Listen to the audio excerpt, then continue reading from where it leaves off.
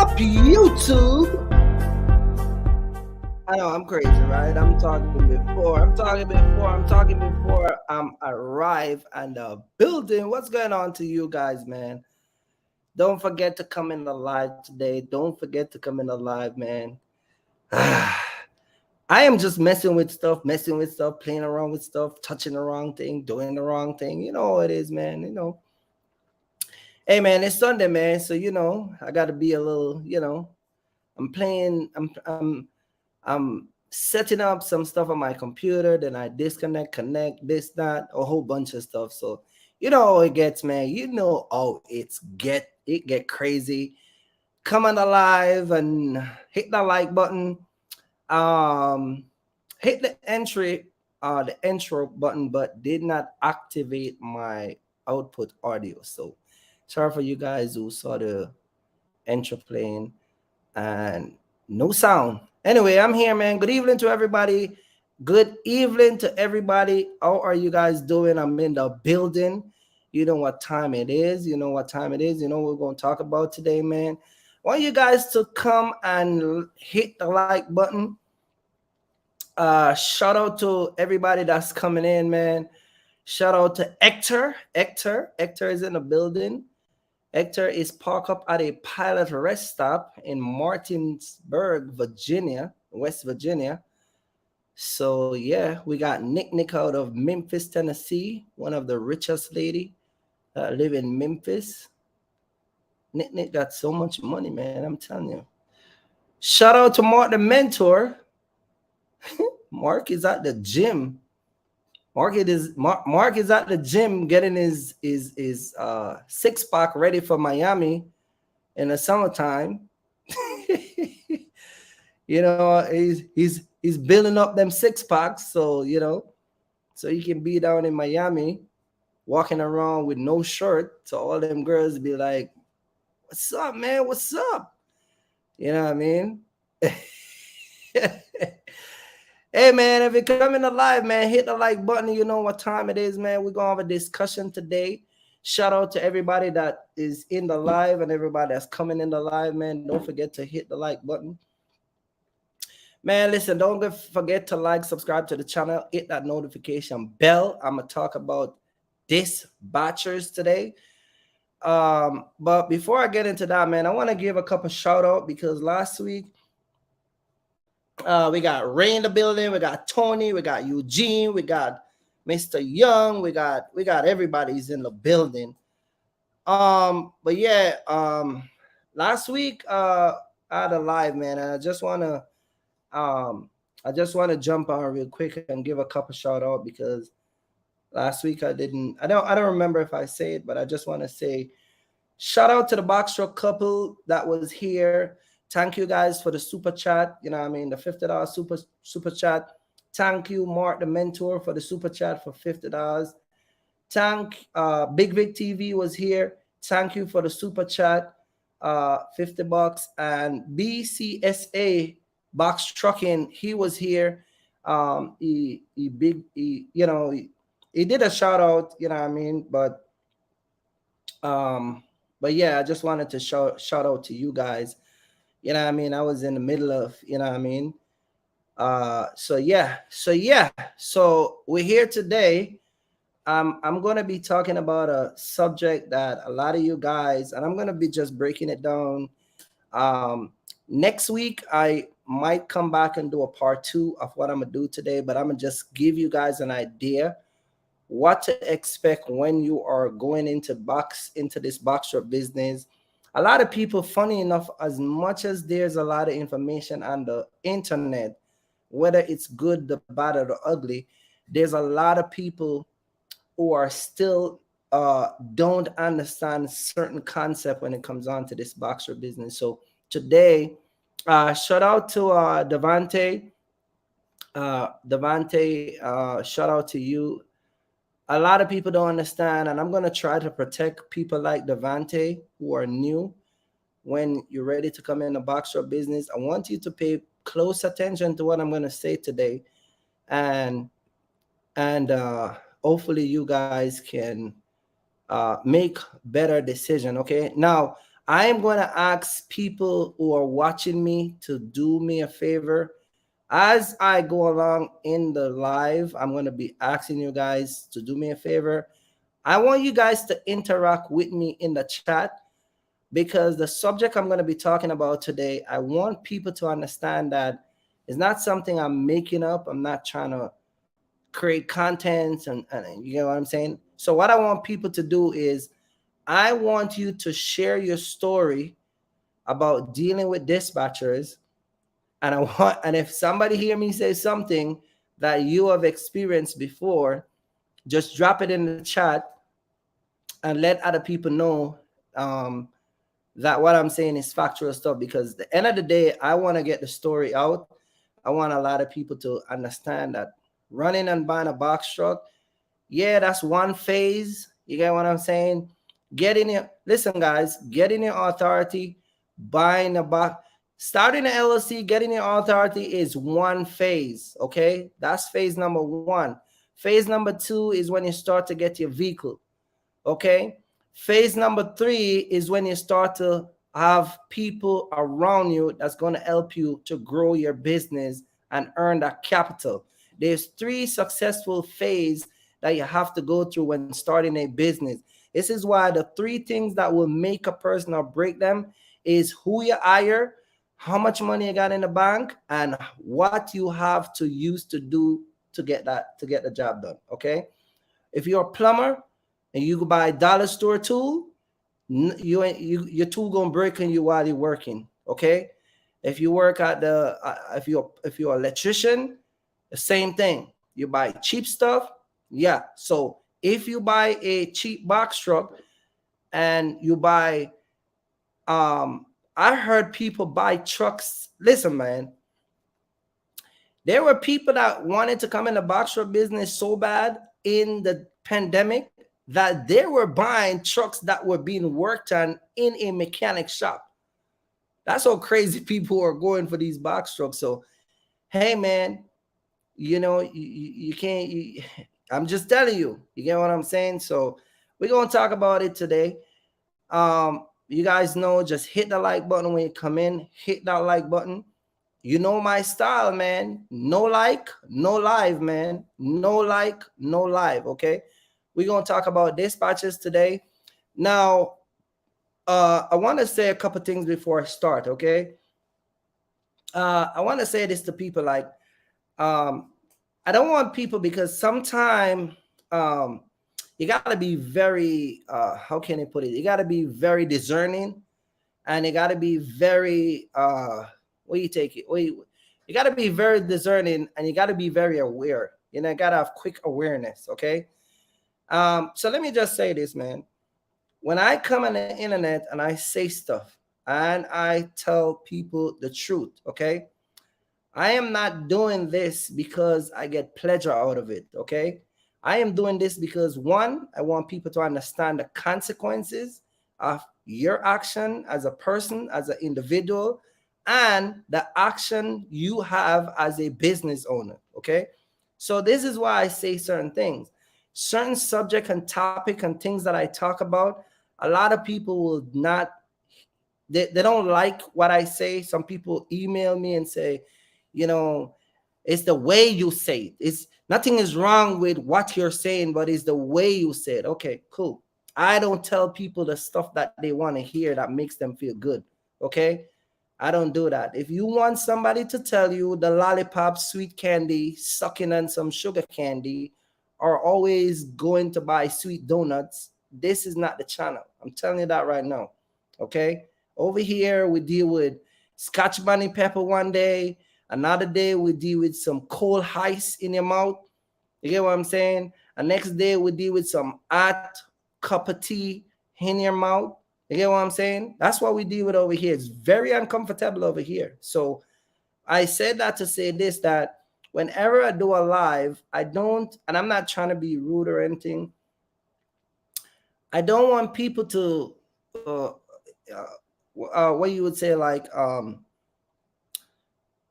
instigate or validate, or I don't know what to say. It's like I don't want people to call me and it's like think that I take pleasure out of these stuff. I don't. You get what I'm saying? So if you guys watch my channel, this is why most of the times if I say certain things and do certain things, even when I do, if I pop up on my live and I will randomly show you guys stuff, this is why I put my stuff on private, because I don't want to be known as you get what I'm saying, as a certain type of person that, you know what I mean? Like, yeah, you get what I'm saying? So, but shout out to everybody opinion, you know what I mean? I'm not knocking your opinion, but I don't want people to think that I take pleasures out of those stuff, okay?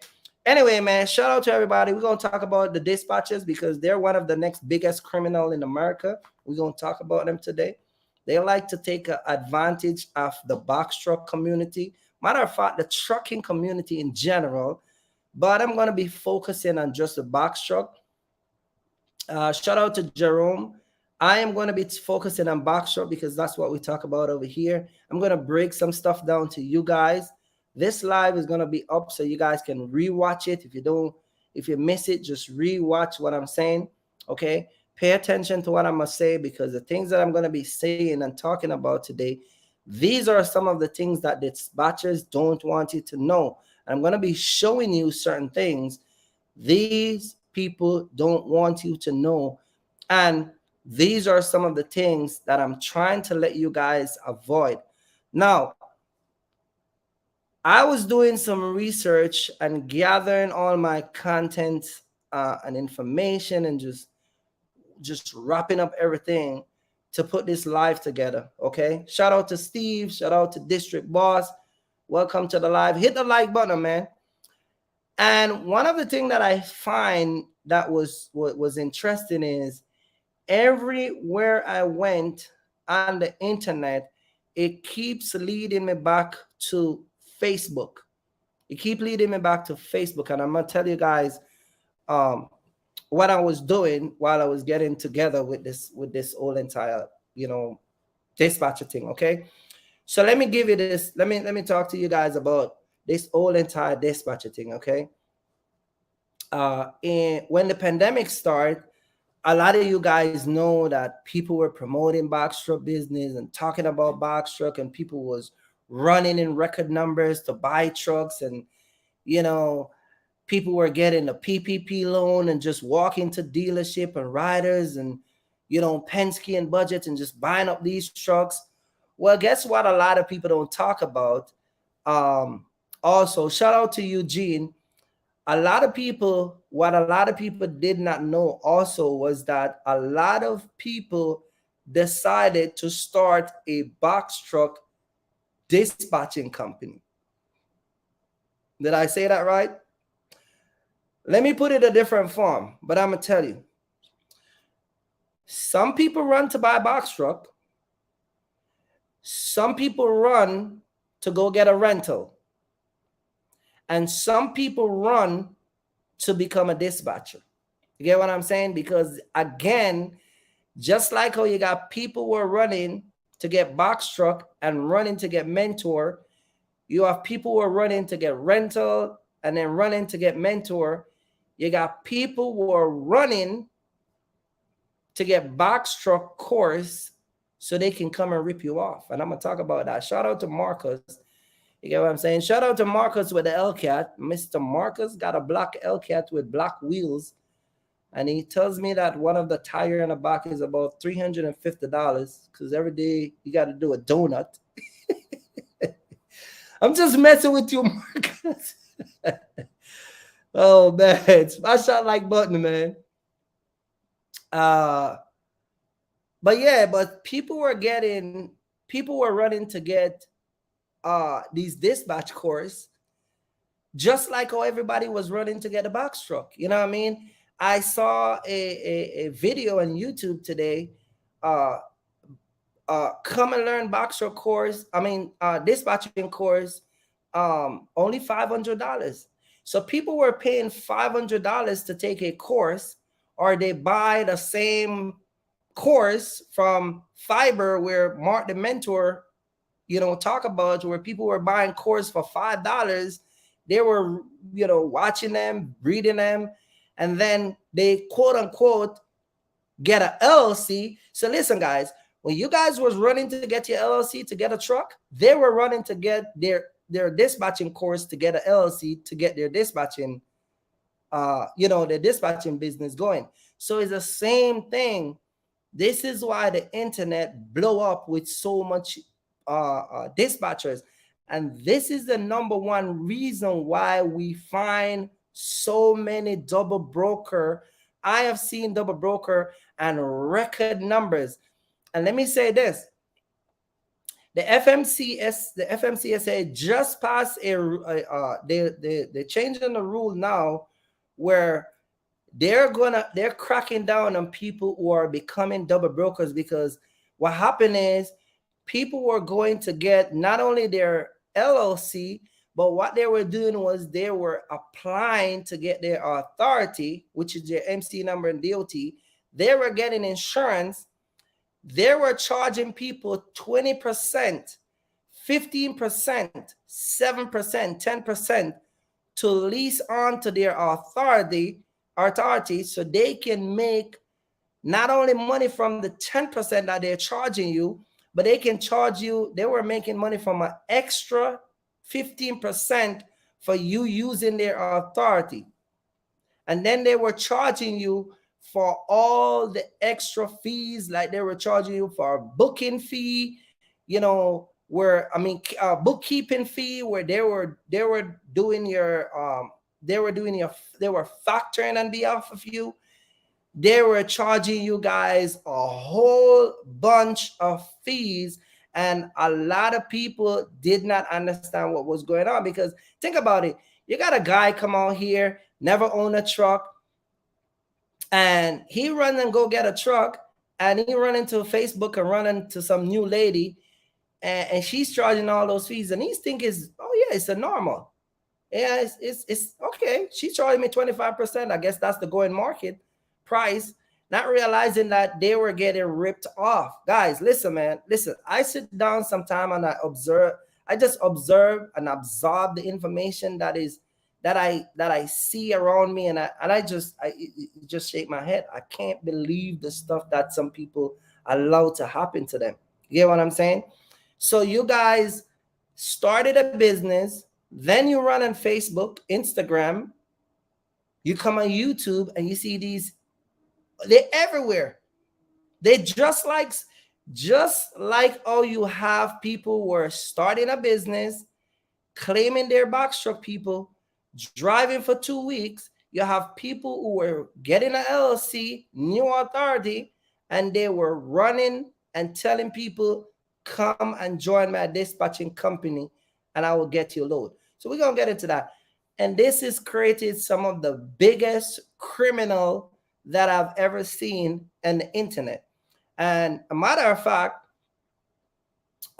it gets so bad to the point where people were losing money from just running rental truck or running their own box truck, that people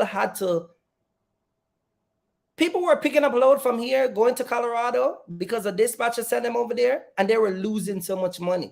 So what happened is when they get stuck over in Colorado, one guy told me the dispatcher sent him over in Colorado, leave him. Guy don't answer the phone, guy don't answer email, no text, none of that stuff. This is a time, you know why? Because those dispatchers were not experienced enough to tell you not go those places. They were more care about their 10%, their 15%, their 7%. They were more care about getting that money. I told people this all the time. Dispatchers are not in the business to take care of you and your truck and give you 4 or 5 partial. That's not what they do. They got 3 or 4 trucks to move in 4 different states. You think they're going to sit down and look partial for you and sit on the phone with you and call around for partial for you? They will find you the first load for $1,500 and ditch you for the rest of the day, because at $1,510 and it's 10%, that's all they care about. They care about their 10%. So y'all better stop, sit down, and think that dispatchers are working in your favors and yeah, we got you, cuz. We got you, cuz. I got people who come to me with their family member, their cousin, the brother. Everybody was coming in this game and ripping off even their own family. So we're going to talk about it today, and I'm going to show you some numbers. So, hey, you see the topic, are dispatcher companies ripping you off and killing your boxer business in the process? A lot of y'all are getting ripped off right now. Today is Sunday. What is today? The 21st? The 22nd. The 22nd of January. Kirky Fresh is telling you in this live that your dispatcher is ripping you off. And I'm going to show you the signs, and I'm going to prove to you that they're ripping you off. Hit the like button, guys. When you come in the live, hit the like button, because we're going to have this discussion, because I think we need to have it. Hit that like button. Hit the like button when you come in the live, all right? So I don't use dispatchers. I don't use them. I started this business years ago, and I was telling someone this week, the good thing about me coming OTR at the time when I started coming OTR, I was getting paid even though I was teaching myself. I was teaching myself, but the money was good because the board was not, there was so many load on the board. There was not a lot of box truck out here. It wasn't crazy. All that stuff. You get what I'm saying? All that stuff is all that stuff is was not going on. So even though I was new to OTR, I was making good money because, again, I could take the time to run my truck with brokers and learn the business by myself without, I've never used a dispatcher company. Never. Never. You know how many dispatchers call me up and try to come on my channel? I see, you know how many email I get? People saw me on YouTube. One guy from out of New York, shout out to Bronx. Hey, man, I saw you on YouTube, man. You got some great contents, man. You know, man, I got a dispatching company over here in the Bronx, man. You know, we move trucks 7 days a week. Yeah, man, I was wondering if we could come on your channel and, you know, kind of, you know, do a little advertisement. Yeah, okay. How long you been doing the dispatching? Yeah, I just started a year and a half ago. Nope, can't come on my channel. How many trucks you have? Yeah, I got 2 trucks right now, man. I got my cousin, I got his own boy, and I got one of my dude that, you know, it's my girl brother friend and shit. That's how they talk to you. See, when I hear stuff like that, I just, yeah, okay. That's a hood dispatching company. That's the Pookie and Ray Ray, the homeboy. How many trucks you got? Yes, sir. I got 3 trucks. You know, right now, you know, I just started a year ago. So I got like 3 trucks. I got one is my nephew, one is my cousin, and I got, you know, my wife has a friend, really good friend, and he got a truck. So we just kind of like start managing their truck. You know, we're new to the business. So you get what I'm saying? We starting from a family point of view. So any little mistake we make, we can correct it right there, and then, you know, expand our business into getting new people and stuff like that. See the difference? See the difference? Don't know how to sell. Y'all black people don't even know how to sell your own product. You call people and you talk to them like you're talking to your own boy. We talk about this all the time. You make videos in your nightie and your underwear, and you come on the internet in hats. You YouTuber and you're a superstar, but you come on the internet and you're inappropriate. You're crazy. You just reckless. You know what I'm saying? Talking a bunch of nonsense. A lot of YouTubers are like that. Go surf the internet. Come on the internet. I go on this one girl. She got a box truck channel. She looked like she more care about how she looked than telling people about getting in the box truck business. Hair was just constantly playing her hair. Music was playing in the background. Yeah, moving around. And look how cute I am. Oh my God. But you a businesswoman. Coming on the internet, you have craziness going on. You know, come in a cap. Nothing ain't wrong coming in a cap. I'm cool with that. But you come in a cap and your cap turns sideways, back way. You look like a thug. You know what I'm talking about. You know, you turn the cap back way and you know what I mean? Because me, cuz you think one of the problem with y'all, let me tell this to you guys. You know what is some of y'all problem when you come on the internet with this YouTube content thing? You think that everybody go assumptionally, you just assume wrong. You think that the swagger you come with and the style you come with, everybody gonna love me. Everybody love me. Everybody love me, Kirk. No, man. You open your mouth on the internet and you think all of a sudden you somebody cuz. You a businessman. See the craziness? So a lot of people come in this business, and the same thing with dispatchers. They come over here and they're new, and they call brokers. And brokers say, "Nah, I'm gonna give you a dollar 10. I only gonna give you 99 cents a mile." Man, you crazy as hell, bro. Bro, these are the stuff that they're doing. Man, you crazy as hell, man. This is going 1,000 miles. You want to pay 99? Man, get out of here without bullshit. You call them, hey, what's up, man? What's good? Yeah, I had to curse this broker out, man.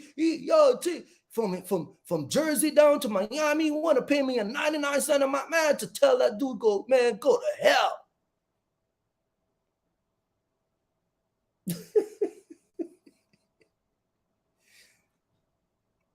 Can't keep your temperament, so you get a guy that gives you his MC number. Now get his MC number written up because you go off on a broker, and now that guy get his number, MC number, get freight guarded because you just can't let go of that good mindset. Uh-oh. See why I tell you people you got to be careful who you do business with? Man and woman. Doesn't matter. You got a woman that don't know to control her mouth, and some dude say something to her, some other woman say something to her that she don't like. She go off on them. That's your MC number at stake. And 2 days later, you try to book a load. They're like, no, man, we can't use you. What happened? You got a freight guard said that your dispatcher cursed somebody else and tell them to go to hell, and they were no, man, we can't use it.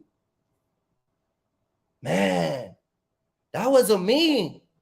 It wasn't you, but your MC number was the one that was given. Yeah, she was just doing that. Yeah, I know she was. And she messed up your MC number and rip you off in the process. You call her, hey, what's up, man? I heard that you got a freight guard on my MC number. Guys, what I'm telling you is what has been happening to people. This is why when you come in business and you rush into business, these are the effect. These are just some of the effect that's going to take place if you don't link and connect with the right people coming in business. The word business does not mean that everybody in you is friend. Business is a very, very important word, and you guys got to take it serious. Some of y'all meet people today, you sign up with them, and all of a sudden you start to dish your whole life with them. Yeah, me and my girl, man, we going through it, man. Yeah, my baby mama, she take me in child support.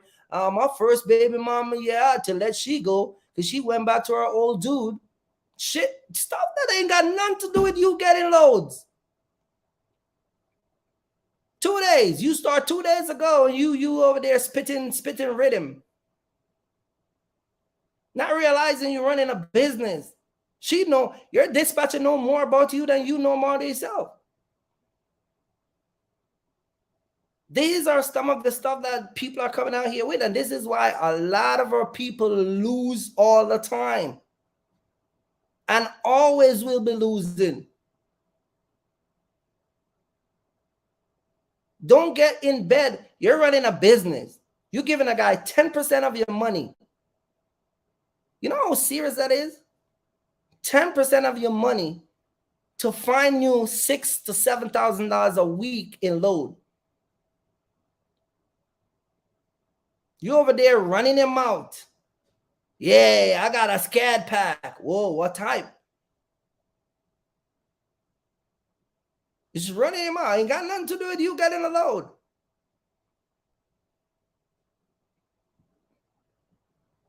Nothing to do with you. Yeah, man, they screw me with this truck, man. You know, man.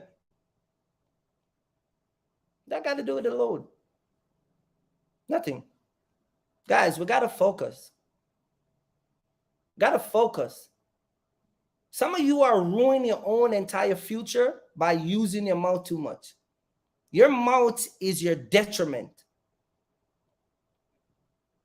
You assume that this word business means that everybody's your buddy. Ain't nobody your buddy out here. Let me ask you a question. Go to court. Go to court tomorrow for a traffic violation. There's going to be 3 people involved in that one traffic violation that you run a light. Oh, 3 people? How do you know that? Because I've been there a lot of time. I know. Yeah, 3 people. Where does he get 3 people from? Okay, I'm going to count them for you. See, some of y'all are slow. Y'all don't even catch what I'm saying. 3 people. The cop that gave you the ticket, the prosecutor, and the judge. The cop gave you the ticket and sending you to the prosecutor. The prosecutor is the one who's going to decide if he make it go to ruin your reputation or ruin your license, or he can just knock you down to a petty offense so you can get no points and pay in court and get out of here. And the judge is going to ask you if you're guilty or not and send you home and just you pay your bill. It's a business. It's a business. It's the same concept. The cop is hired to protect and serve the community. Unfortunately, the community that is hired and protect to serve is costing the community at the same time. But it's a business. You go there, you see the prosecutor laughing with you and say, oh, man, you drive an LCAT, bro? Man, yo, let's go in the back, man. Yo, what you got in that? What you got in the hood? You got it in the back? Yo, let me go take a look at it, man. What kind of slicks you wearing, man? Yeah. Yo, you know what? Yo, check this out. Yo, I know you got 300 on this points on this ticket with 2 points. I'm gonna knock it off, man. I'm gonna just give you $75 and a traffic light, a tail light out. They don't run like that. That's the same way you need to be running your business. When that judge get that ticket, she ain't no joke. She asks you, Mr. Brown, you have a violation with a tail light? Yes, ma'am. Okay, you gonna agree that you're gonna pay the fine? Yes, ma'am. Okay, it's gonna be $30 for the light, $175 for court cards, and you want to pay today or want a payment plan? Yeah, I need a payment plan because, I've been running around in my LCAT. Craziness. Anyway, let me continue, man. I'm just telling you guys why some of y'all need to just chill. Because these are some of the reasons why people are ripping you off in your own company. The mindset got to change. Or dispatcher ripping you off in their own boxer business and killing you in the process. Of course they do. They are. They are. Some of y'all are not good at numbers. And I'm going to get on the dispatchers, but I want to get on you first because you the one who go seek them. Seek and you shall find. What you find, you may not like. That's why I tell y'all all the time. Y'all like to chase these dispatchers down. Go chase them down. 10%, 7%, 15%, 20%. You get these crazy numbers. Nobody ever sit down and said 20%. Let me see what that is. So if I make $5,000 and I give her 20%, wait. You telling me that if I make $5,000 in 1 week, I got to give her this amount. And if I give her this amount, then for $5,000 a week times 4, that's 20,000. So out of that 20,000, I got to give her this amount. Nobody ever sit down and do the numbers. It's like, yeah, man, we got a dispatcher. Let's go. So in 1 year, you lose 30 grand, 40 grand. Some of y'all even lose more than that.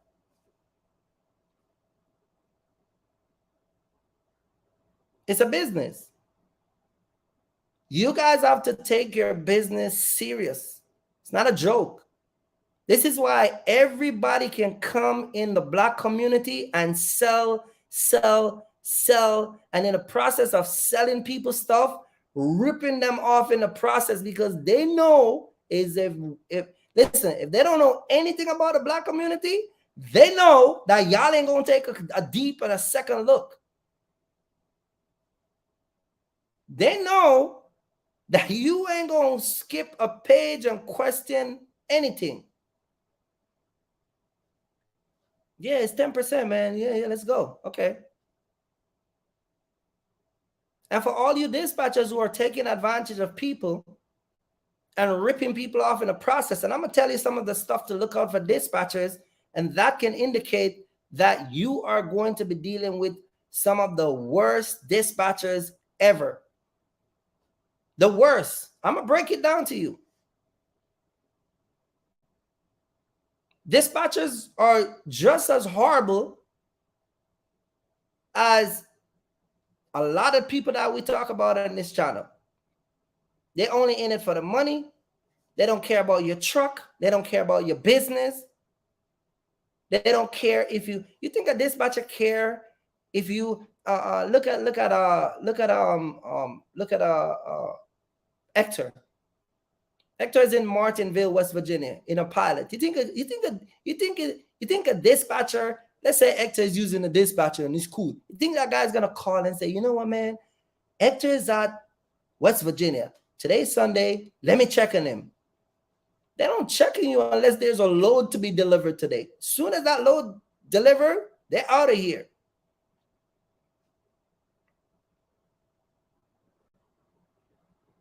Soon as they're out of here. Some of y'all get ripped off by dispatchers. I said it all the time. People laugh. People send me emails. Say, man, that man, you funny as hell, Kirk. Why you say I'm funny? Yeah, man, you cracking jokes and them dispatcher. No, I'm serious. You let brokers and dispatchers take your truck, run your business as if it's their business, make money off the back of your expense and your costs. They make money off of your back, your costs. And what do?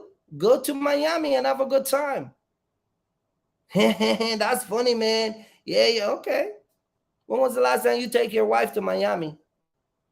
Because every 2 weeks, every holiday, your dispatchers is going down to Miami. They're not missing it.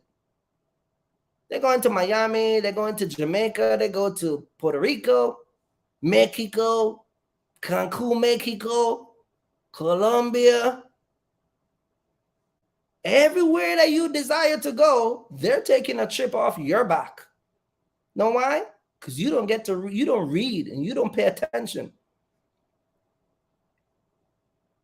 Because you think he's your buddy. Yeah, man, he likes me, bro. We talk all day long. Let me tell you something. I got a broker in Pennsylvania. Cool guy. My wife could tell you. Cool guy. I got respect for him. He got respect for me. Cool as hell. You know one thing with that guy? I use him as a backup. I use him when everything is already on my truck and I might have space for 5 or 4 pallets. I call him. Hey, man, you got anything? But when my truck is empty, I don't call him no more. When I had my box truck, listen to this. When I have, my wife could tell you, I could pull up raid can after raid can and show you.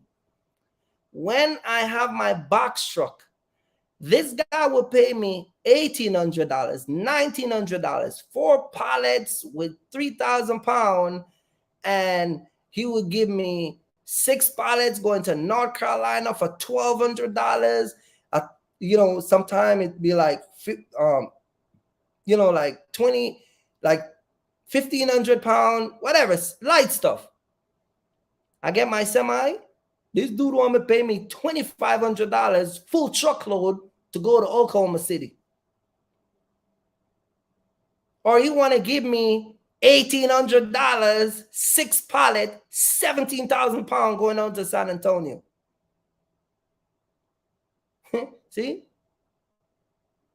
Because he thought when I get a bigger truck and I can pull more stuff, I'm going to be taking heavier stuff for less money. You know what I do? I don't call him no more. I call him when I got a box truck in the area because he paid more for box truck. In this trucking business, a matter of fact, in this trucking business, they pay more for box truck with partial than what they pay for a full truckload. That's why I don't run my trailer this whole entire 40,000 pound and 26 pallet. I never do that. Check this out. I'm picking up 26 pallet tomorrow. The first time I'm ever going to be picking up 26 pallet from anywhere. Listen to the delivery I'm going to make. 26 pallet, 36,000 pounds. 5 of those pallets are going to be dropped off between Dallas and Memphis, Tennessee. And that load is paying good. I'm leaving from here to Memphis, Tennessee. I mean, from here to Dallas and from Dallas to Memphis, Tennessee. So tomorrow morning when I get up, I'm going to look to replace those space that those pallets is going to be removed by Tuesday. Why am I going to take $3,000 to run from Dallas all the way back to Pennsylvania, 45,000 pound, 26 pallet? And some of y'all semi-truck driver, you have dispatchers are sending you those garbage load. It's garbage, man. Hey, you want it, you take it.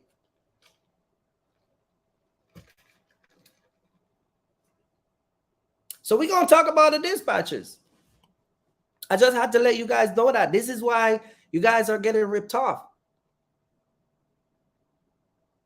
Our dispatchers, what about the dispatchers who are, what are the dispatchers who are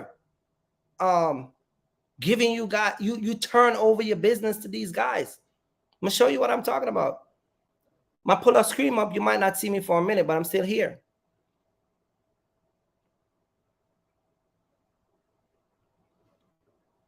Take a look at this right here. Let me move my my email address so you guys can see. Take a look at this.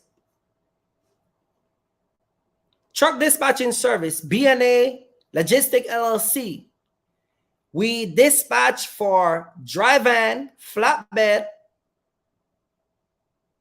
hot shot, box truck. You see all the trucks that they do, right? Reefer, they do all of that.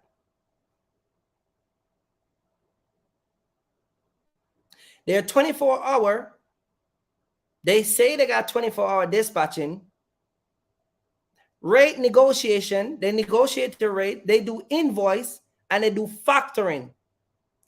Let me teach you guys something because I'm going to bring something to the light. I'm going to show you guys. I'm going to bring something to the light for you guys. Okay? You see this right here, what we offer? 24-hour dispatching, rate negotiation, invoicing, factoring. These are the dispatchers who, some of these dispatchers, they got their own MC number. They got their own MC number, their own DOT number. And when you sign up with them, all you got to do is just sign up with them, give them your MC, whatever, your carrier package. And what they'll do, if you're working with them where they're doing your negotiation and your invoicing and your factoring, what they're doing is they're going to invoice and then they're going to charge you a fee. I'll show you those fees in a minute. So just by invoice and factoring, that's a fee they charge you. That's money you losing. You get what I'm saying? Read what it says right here. Read what it says right here. Just read this bottom line. Dispatching service to assist you negotiating the best rate and handling all your paperwork for your company so you can focus on the road. That means that you have no time to check your money and they're going to get a field day by ripping you off. You hear what it says? You focus on the road. They don't even want you to take a look at the paperwork. They say, man, we do all the paperwork for you. That's you giving your business over to a different company, and this is how they take advantage of you guys. When I see stuff like this, oh, it gets scary. It gets scary. Matter of fact, all these lines that these dispatchers are using, they're all the same. They all use the same line. B&A Logistics specialize in making professional dispatching booking arrangements throughout the United States for owner-operator with small fleet who are carrying their own MC number. They look for load for you everywhere. You got an authority, they'll love you. You guys would like to go for box truck, that's one of your company. For dispatching, that's one right here. See all this nice and sound good to y'all? Let me pop up a next one for you. I'm going to show you the next one. Take a look at this. Man, listen, man. Hit the like button, man. Hit the like button. Hit the like button. When you come in the live, hit the like button. Hit the like button, guys.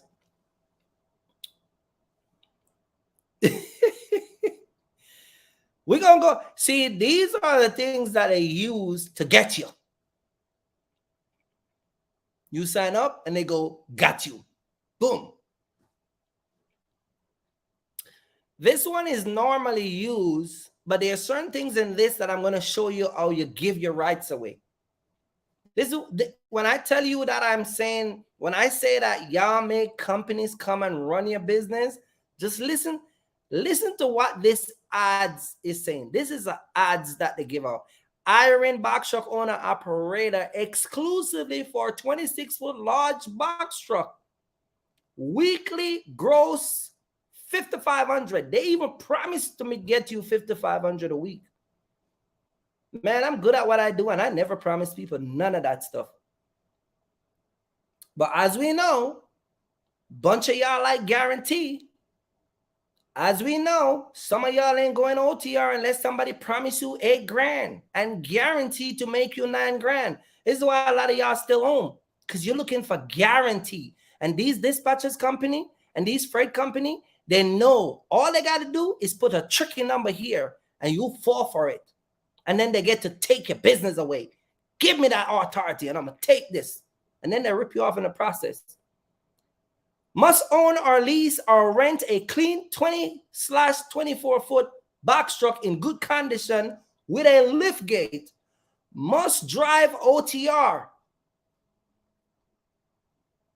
Must provide proof of insurance, commercial insurance with limit outline in owner operator package, meaning that they want to see your 1 million and all they want to see your breakdown of your $1 million written out on your policy. How much you got for cargo freight, just like Amazon. When you click the link for sign up for Amazon, they say, hey, you got this type of insurance? We need this, this, and this, and this. You guys paying attention to these things? Listen to the crazy part right here. Must have a clean MVR with no more than one violation for the last 3 years. I own my truck. I own my business. What does it matter if I got 2 violations or 3 violations? It's my business. It's my truck.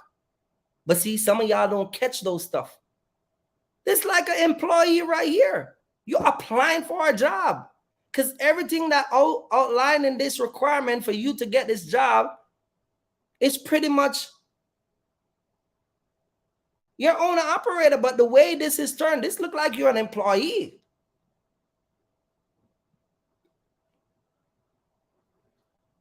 Must have hands-on experience in using an electronic log device. Can't use an ELD. They don't want to work with you. But what does it matter? Because it's my truck, it's my company. You see what you guys get where I'm going with this? Must pass pre-employment drug screen. Must have a valid medical card. Must have a valid medical card and must pass your pre-employment screen. I own my business. I take care of all of that by myself. What does it matter? No hidden fees. all Redcon will be firmly shared. See how to make sure to tell you that the Redcon is going to be firmly shared. You see what I tell you? Don't share it, all right. Hit the like button, man. Hit the like button. Hit that like button. Are you guys following me in the chat? Are you guys hearing me? Are you guys following me? You guys following me in the chat? You guys hear me, right?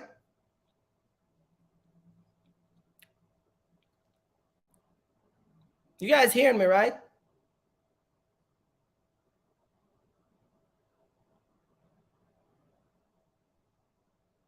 This is how they get you. This is how they bring your business down. This is how they rip you off. This next chart that I put up here, this is how they rip you off. A 10% fee. This is the 10% fee that they charge you.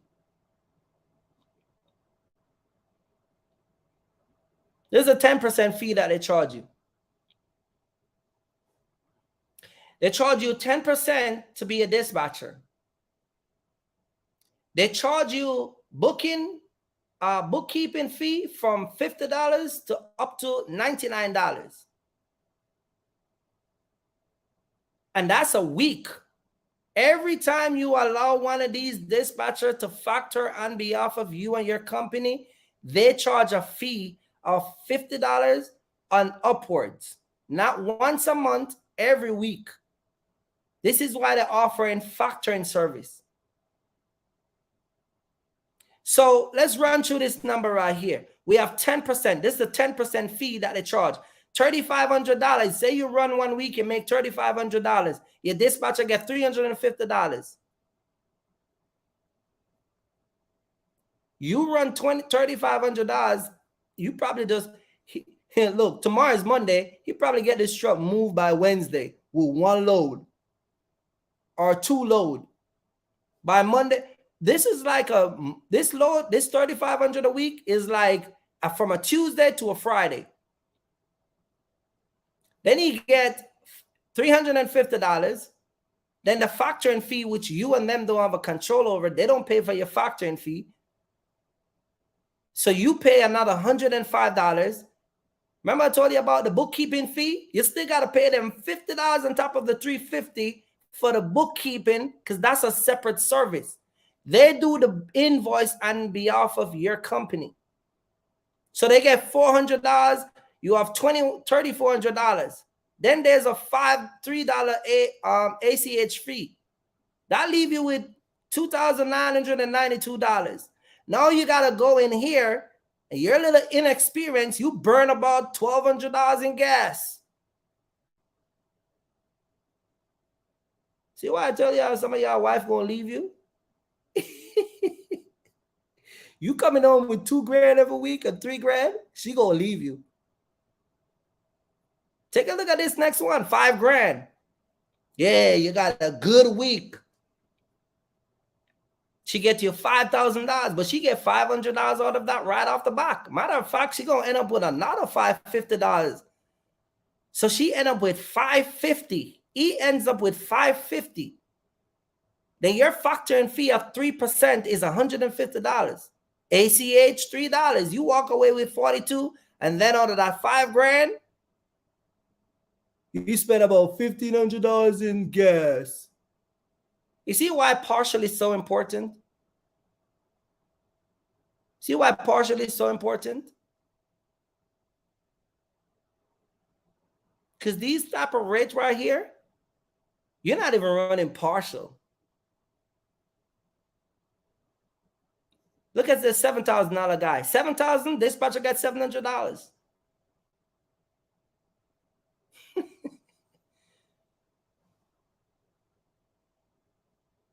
$700 a week times 4 weeks in 1 month. That's $2,800 for 1 month. $2,800 for 12 months is $33,600. A dispatcher company make $36,000 off the back of you and your company. This is why I told you guys all the time, Nothing is wrong with starting using a dispatcher, a rent a company, Amazon. But the problem is when you guys adopt these programs as the norm, you make it a part of your business. Yeah, guys, one guy cursed me at one time. You talking about partial, you running a man, you a fraud, bro. You on the internet talking about this. He running, look at my MC number. You a fraud. You ain't making no money. I got two of the best dispatchers and I'm still not making none of that kind of money you're making. You're right. Because the dispatchers are getting your money. That's who getting the money, the dispatchers. You make $7,000, dispatcher gets $700. Factoring company get $210. They still turn around and charge you a booking fee, $50, so they get $750. They still got to pay ACH. ACH is when the factoring company wire the money in your bank account. And you walk out with about $6,000 and change.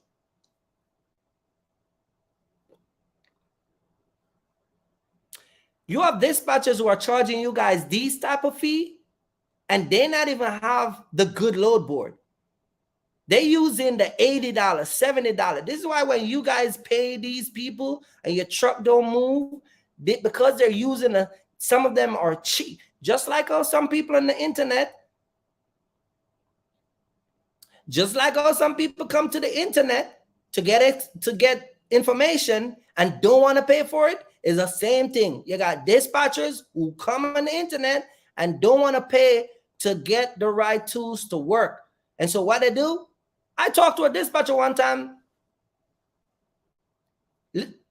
was even using the $50 package. Which one using it? The one for $30. $30? Yeah, man, you know, cash kind of low right now. You know, I'm just starting out, man, you know.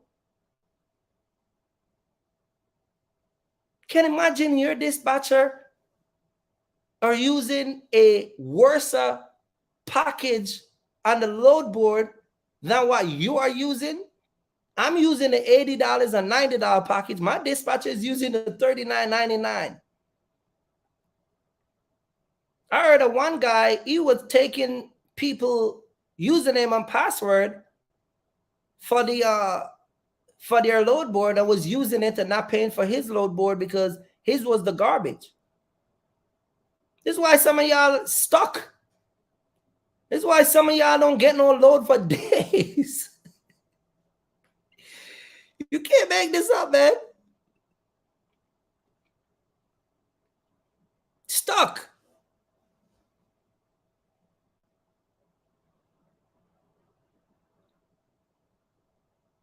A 10%, $5,000. A 10%, $5,000. You make $5,000. A 10%. For the month, they make $2,000. For the year, they make $24,000. $3,500 a week. For the month, they make for the month they make $14,000. For 1 year, they make $6,800. $16,800. They make $16,000 on the low end and $33,600 on the high end. And I'm going to tell you how they can successfully do it and constantly do it. Some of y'all come and watch my channel. And I'm not saying everybody, but you see me talk about partial. You hear me talk about the load board. You hear me talk about getting your own, you know, getting a consultation. You hear me talk about a lot of stuff. You see me do a lot of stuff on the internet. You see my videos posting up. My lifestyle match the videos. I can't be lying. This one dude, man, is on the internet talking about he's running partial, man. And this dude don't even look like he's doing the, man, this dude, whatever I'm saying is this there. Whatever come out of my mouth is matching what I'm putting on the internet. I say box truck, I got a box truck. I say partial, I put videos over with partial. I say I'm gonna get a CDL, I get my CDL.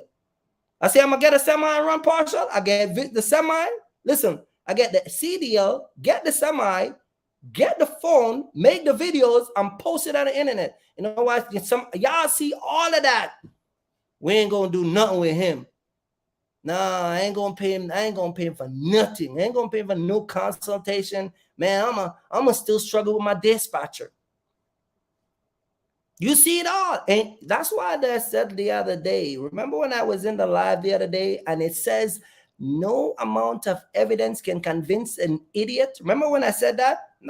Listen, not everybody that watch me is smart. Trust me when I say that. Not everybody that, not only me, but not everybody that watch every YouTuber. Some of you people who come in this whole entire internet for this whole entire information, and you come out here with your concept and your mindset, and you think you're doing anybody a favor, and if I don't buy nothing from this guy, he ain't gonna eat. Let me tell you something. Kenisha is my wife. You know what she won't put as one of the reasons for filing for divorce if we should ever get divorced? Financial issue. Some of y'all filed for divorce and bankruptcy. And some of you people who think like that is the same one that been jumping from channel to channel. You don't want to pay for nothing over here. You jump over here. You ask question over there. You run over there. While in the background, you got a dispatcher ripping you off. You got a dispatcher running your truck. You got a dispatcher that you turn your whole entire MC number over to. You give a dispatcher access to your load board. You give a dispatcher access to your factoring company. They give them your username and password so they can factor and be off of your company. All of that is all of that is a foolish, dumbest thing that I've ever seen people do. Give you what? Username and password for my factoring company? Man, you out of your mind. No, man. You send me that BOL and that Raycon and I factor on my own. Nah, man. She charged me $50 for bookkeeping, so I'm going to just give her my username. If you give any dispatcher your username and password for your factoring company, you need to go and change that tonight and tell your dispatcher, I'm sorry, you don't need to have access to my personal information. You got your bank information there. This is where your finance coming in. Do you know that these people, all they got to do is just go in there, edit your banking information and just change it and rip you off? Do you know that when you factor, you can send a percentage to different bank account? All they got to do is just let $25 a week go, or $20 or $50 every time the factor go in one account, and you don't even catch it because you ain't paying no attention to what's going on. And as we know, a lot of black folks who get ripped off, they don't pursue people like white people do. Yeah, man, you know, bro, they ripped me off, man, but yo, forget about it, man. No, white people, they gonna sue you and try to bring that company down. This is why some of these criminal dispatchers love y'all. You got some of them come out here that want to be like they know it all. Make all these comments all over social media. Yeah, this, that, and the third. Yeah, okay. How much truck you got? 3? 3? How long you been in business? 2 years? You in 2 years? You telling me that you in business 2 years and you only have 3 trucks? Yeah. What happened? You know why you only got 3 trucks? Because you're not good at what you're doing. And so you have an high turnover. Your volume of replacing driver are higher. You're like, you can't keep a man in a truck. Whether you're a man or a woman, you can't keep nobody in a truck. And all them little lying false statement that you make, talking about you going to guarantee people 7,000, 10,000, 5,000 a week. When the guy run 2-3 weeks and still ain't make $4,000, he just quit. Some of you have brokers, have dispatchers who are booking you load. They know these brokers don't have any credit ratings. They know these brokers are not factorable. But here what they do, they'll put a load in your truck that is not factorable.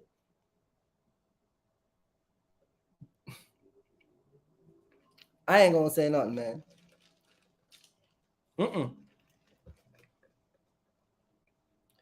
No check mark. He don't factor with OTR. He don't factor with RTS.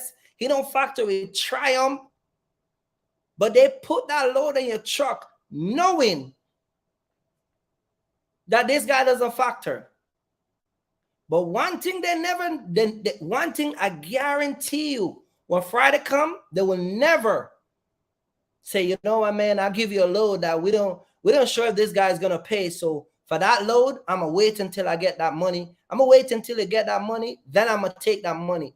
But them other load that we checked out that was legit, yeah, you can pay me for those. But the one that offer quick pay or the 30 days or whatever, yeah, when he come through, you take care of me. But for now, that's not what they do. They send you an invoice for everybody.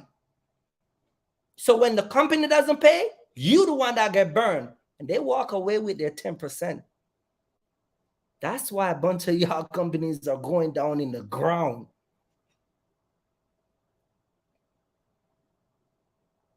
Let me give you some indication that they're not good. You want to know if you have a good dispatching company? You want to know? Find out how much truck they got. How long they in business? Ask them how long. How long you been in business? Yeah, I've been in business for 2 years. Okay, cool. How many truck you got? I got, right now, I got 3 trucks. Okay, cool. So you're in business for 2 years, but you only got 3 trucks. So that tells me, 1, you're not good at what you're doing. 2, you have a high driver turnover.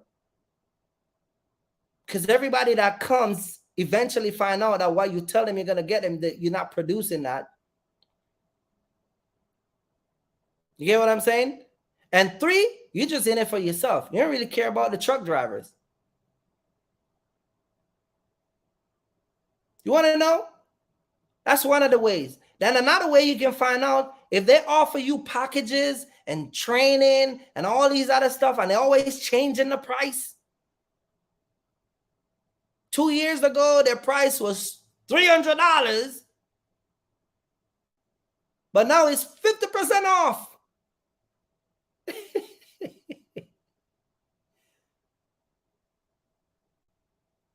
50% off. Or they run special. For the month of January, we're going to give you 25% off, and it's only for 7 people. Listen, man. Listen. When you know your self-worth and your value, people either pay or leave. It's that simple. I come on YouTube and I tell everybody my consultation is $120. It's $120. Take it or leave it. My consultation is $120. Never change the price. Never reduce.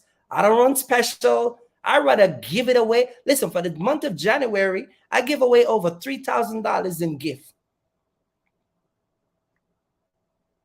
I'd rather give it away than lower my standard. No, man, you ain't going to find me talk about I'm going to do weekly special for 70. Yeah, come on over here. Hey, guys, don't forget this week we're having that $75 special. Go and hit that button so you can secure your spot. Me? Kirky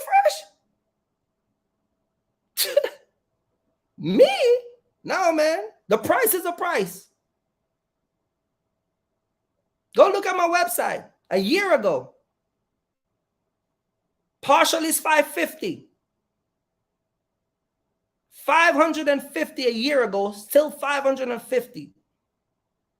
I rather talk to, and I talk to people all the time. I come to people people come to me all the time. People shoot me email. People talk to me on Instagram. People come to me and say, hey, man, you know, man, I want to book a consultation with you, bro. But, you know, I'm going to wait until I get my paycheck next Friday, man. All right, you got some time? Yeah. All right, yeah. Okay, cool. Y'all work? Yeah. All right. When you come off, 5 o'clock. All right, hit me at 5 o'clock. You have an hour? I give it away all the time for free. But I will never lower my price. Because when you're good at what you do, that's a standard. See, y'all dispatchers, you ain't got no standard. That's why y'all flippy floppy. That's why y'all always jumping all over the place. That's why y'all always going on other YouTuber channel and trying to promote your little one truck companies and two truck. And I'm struck. And then you go to people that don't know the hell what they're doing.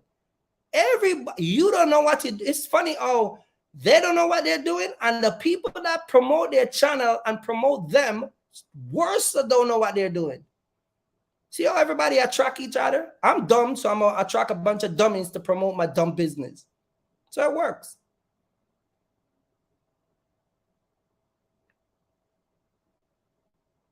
You running special, and they run special. You lower your price, and they lower their price. Is that a coincidence? The people you promote and they promote you, y'all function the same way. Kirky Fresh? No, man. My consultation is $120.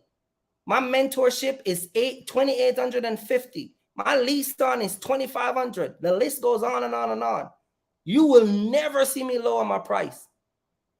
I'd rather give it away and let somebody get the benefit of it. But you're never going to see me run no special. It's the month of March and it's my birthday. Hey, I feel good, man. Today's my birthday. You know, I'm going to just do some $50 consultation for the rest of the week. No, not me. I got a standard and a mandate I got to live up to. But that's what happens when you run a business with no standard.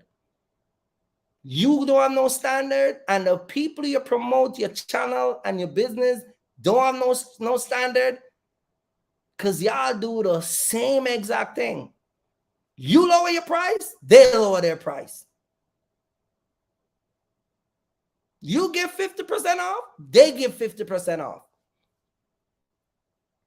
You give promo, they give promo. Over here, we don't do that.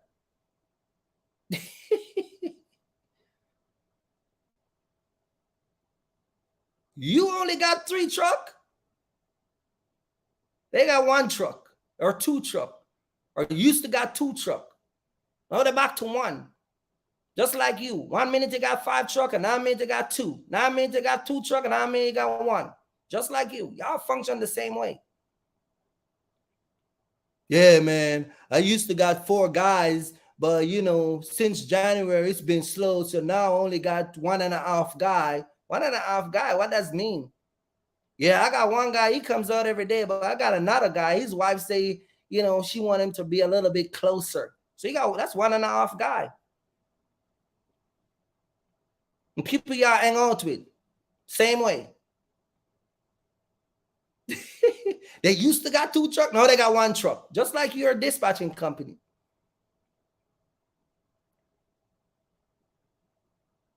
Over here, we don't function like that.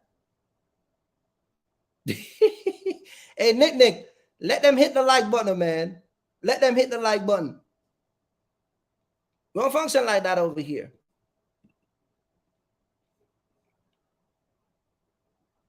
Don't function like that. I got a standard. I got a standard, I got a price. I'm not adjusting my price for nobody. I got training.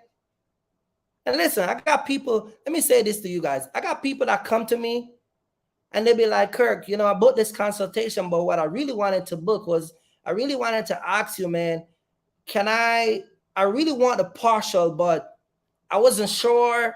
They weren't sure about what they want. People do it all the time to me. Okay. And I listen to them, you know, we talk for like 10, 20 minutes. And I say, okay, you want to do the partial? Cool. You know what they'll ask me? Hey, man, so can I get my consultation money back if I pay for this partial? All right, bro, no problem. Cool. As soon as they pay for the thing, boom, they get their consultation money back, and we do partial training. But you're never gonna see me sit down and tell that guy, no, man, I can give you 50% off. I can give you 75% off. You know what I said? I'd rather give that guy for free. But me lowering my price? Oh, man, I got a standard. See, the problem with a lot of y'all that coming in business, Y'all ain't got no standard. You ain't got no standard. Your business ain't got no standard. Your truck, even your truck can't pass a weight station because it doesn't even meet the standard of the DOT.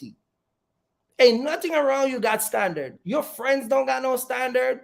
The people you do business with ain't got no standard. What they say, birds together, flock together, or whatever. Can somebody drop it in the chat and tell me what that means?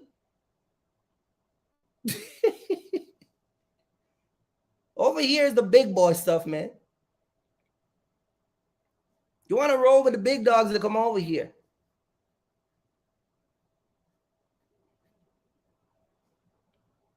See what I'm saying? Just like Mark the mentor was talking about Amazon. He was talking about Amazon from last year. Okay, Mark drop it Mark drop it out here and say, hey, ain't no peak season. Mark say, ain't no peak season. People get mad. Right? Cool. You know why some of y'all get mad? Because y'all heavily invested in Amazon. Y'all like tunnel vision. Oh, Mark, you trying to tell us to look for a different place? You telling us to look over here for a different way out? And Mark is like, I'm not telling you anything. I'm just telling you to be prepared. So Mark said, no peak season. Get mad. So Mark drop another thing and say, hey, man, Amazon is changing the game now. Not only that, we ain't going to have no peak season no more, but guess what? They're going to be less and less load on the board. And then Mark drop a video showing a guy walking around one of them box truck that he talked about a few weeks ago. What is your plan? What is your plan? All the vision is coming alive where Amazon is showing you that they're moving in this direction. You see what I said early on? The wise man said that no amount of evidence can convince an idiot. Because even when y'all see it, y'all still think that there's a way out. Y'all don't believe. One guy in the comment section say, yeah, but that's going to backfire and that's just... Okay, so what if Amazon truck idea that they're coming out with these new box trucks, if it doesn't work? Let's say it doesn't work. Let's say they got 30 trucks and all of them giving problem in Pennsylvania. Are you and your company financially ready to take up and replace those 30 trucks? I'm talking to you, sir. Sir, you that say it's not going to work. You with your one box truck.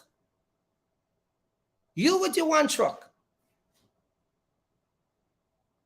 You got one single truck. Amazon plan ain't going to work out. Okay, Amazon, they're going to come out of a conference and, hey, man, we make a bad mistake. You know, man, look, hey, man, I think we buy these trucks, man. We weren't doing our homework. But, hey, if we got a guy in Pennsylvania with 30 trucks, we'd gladly take you on today. Are you financially ready, mentally ready, or physically ready? Do you have the money and the capacity and all the resources to go replace those 30 trucks? You don't, right? But you see, that's the problem with our community. We like to downplay stuff because in a way, when some companies or somebody's growing, the first thing y'all do is put these negative stuff out in the entity. Yeah, it ain't gonna work. It ain't gonna work. So you have 30 trucks to replace it if it ain't work? This is why we can't grow. So Amazon is coming out with new trucks. Cool. They're coming out with new trucks. There's going to be less load and load. But what is your plan? What future plan you have? Because Amazon is going to replace. Listen, I said it already. I'm going to say it again. Amazon right now is like a dying cow. They're changing the game on everybody. Whether you like it or I like it.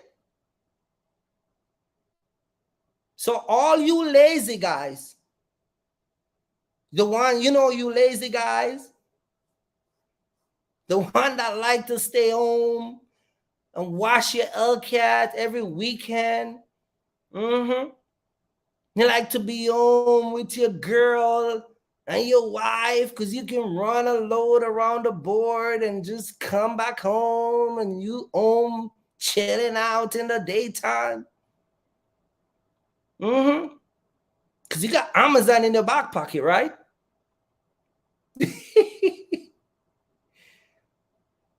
You go to work tonight, right? Look at the time. After 6 o'clock. It's after 6. You over there watching some tea. You're watching Kirky Fresh. And you're going to run some Amazon tonight. Then tomorrow you get up. You go watch your LCAT. Keep playing games. I keep telling you. When Amazon cut off that resource, what is the next plan? Let me say something to you guys that somebody told me years ago. Years ago, somebody told me this, right? Years ago. And if I'm not mistaken, I think it was Ethan from Select Express.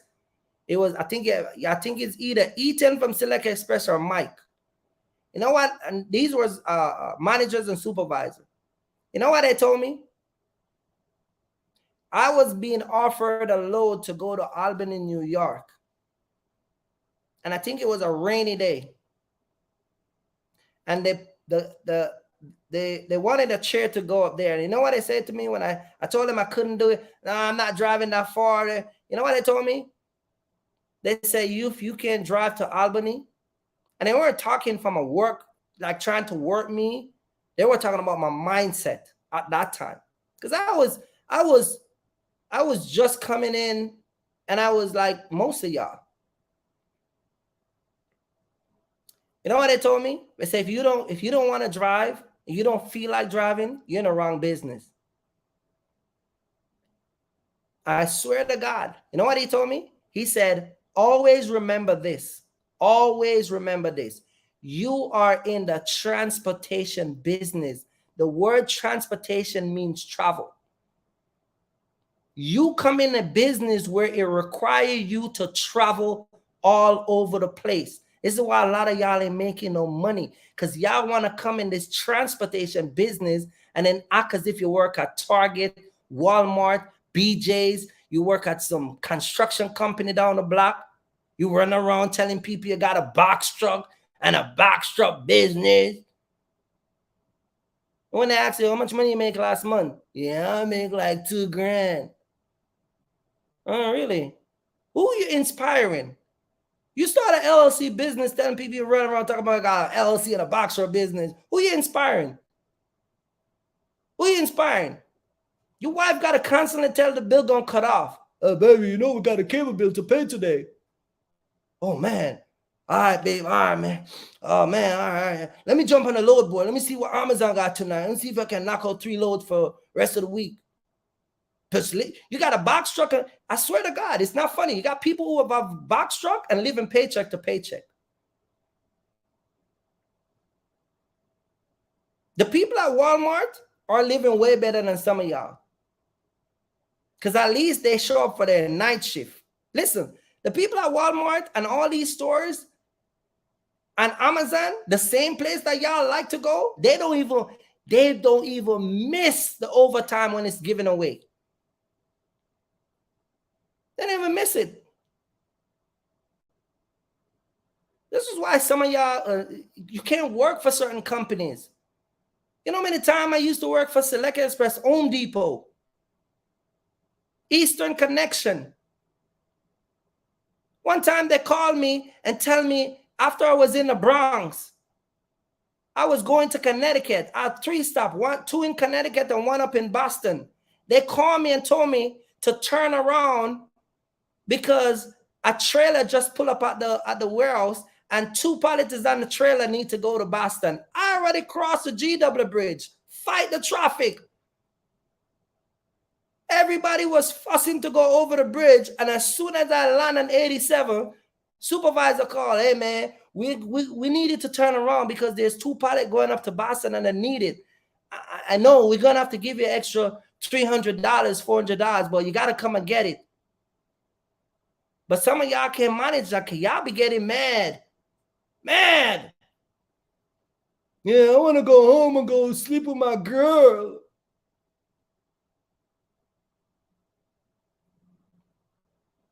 Yeah, Kirk, you don't understand, man. I got 2 kids, man. My kids, man, I'm close to my kids, you know. I got my wife and stuff, man, you know. I can't, man. I can't do that OTR thing, man. Yeah, I got 2 kids too. I got a wife too.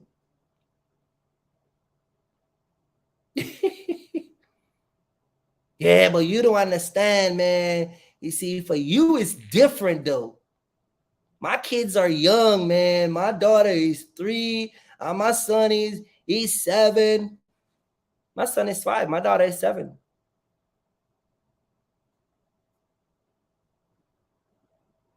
Yeah, but my wife, man, she don't like me do that OTR stuff. So you rather make your wife make a decision that is gonna bring your family down financially, cause she wanna be close to you.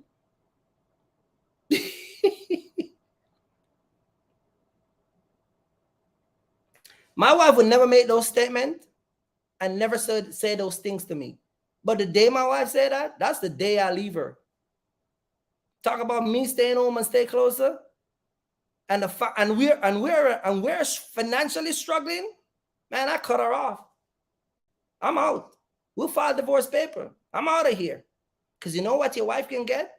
You know what your wife and your girl can get? She can get a guy that's going to pick her up with the 2 kids that you give her. And then she's going to turn around and sue your broke butt for child support. Uh-oh. Keep running home.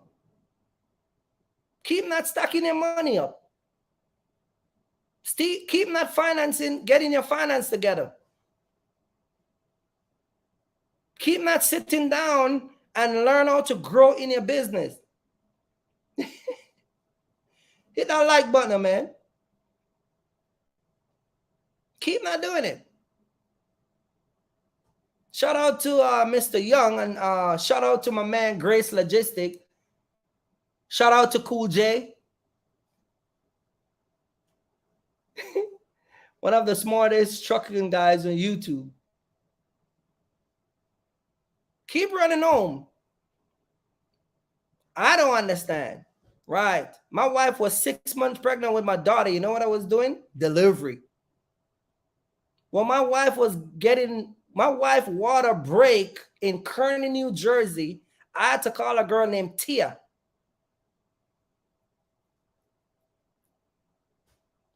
to take my wife to the hospital. I was in Yonkers, New York doing delivery. She was 9 months pregnant. Water break. You home every night, rubbing down the belly, kissing on the belly.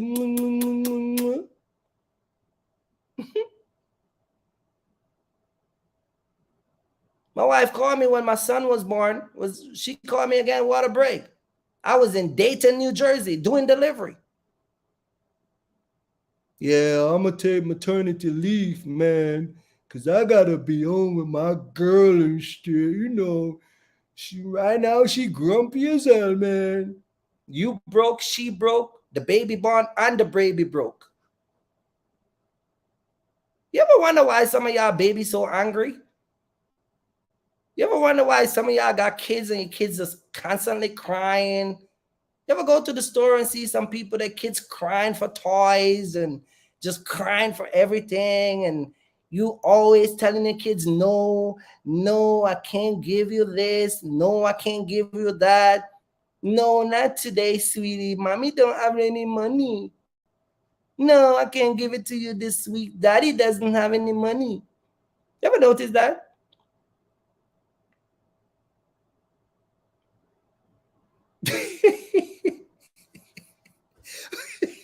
Cool J. Cool J said a broke gag. You broke. Your baby mama broke. Your wife broke. And the baby broke.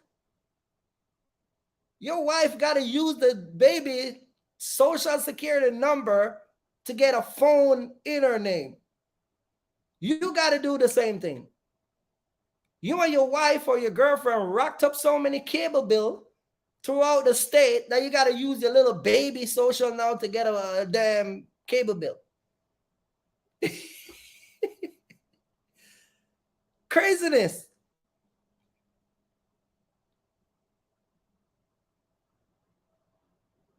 why this is why dispatchers see y'all come in with your inexperience and they laugh at you.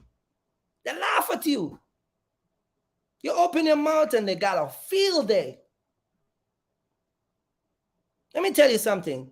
Ask anybody who do business with me, anybody at all. Any deal I cut with anybody, ask anybody. It always work out for everybody. Always work out. Because I'd rather make me and my driver happy than my driver angry and don't make no money. But you got people who are coming out here and they're just jumping in this thing with no idea what they're doing.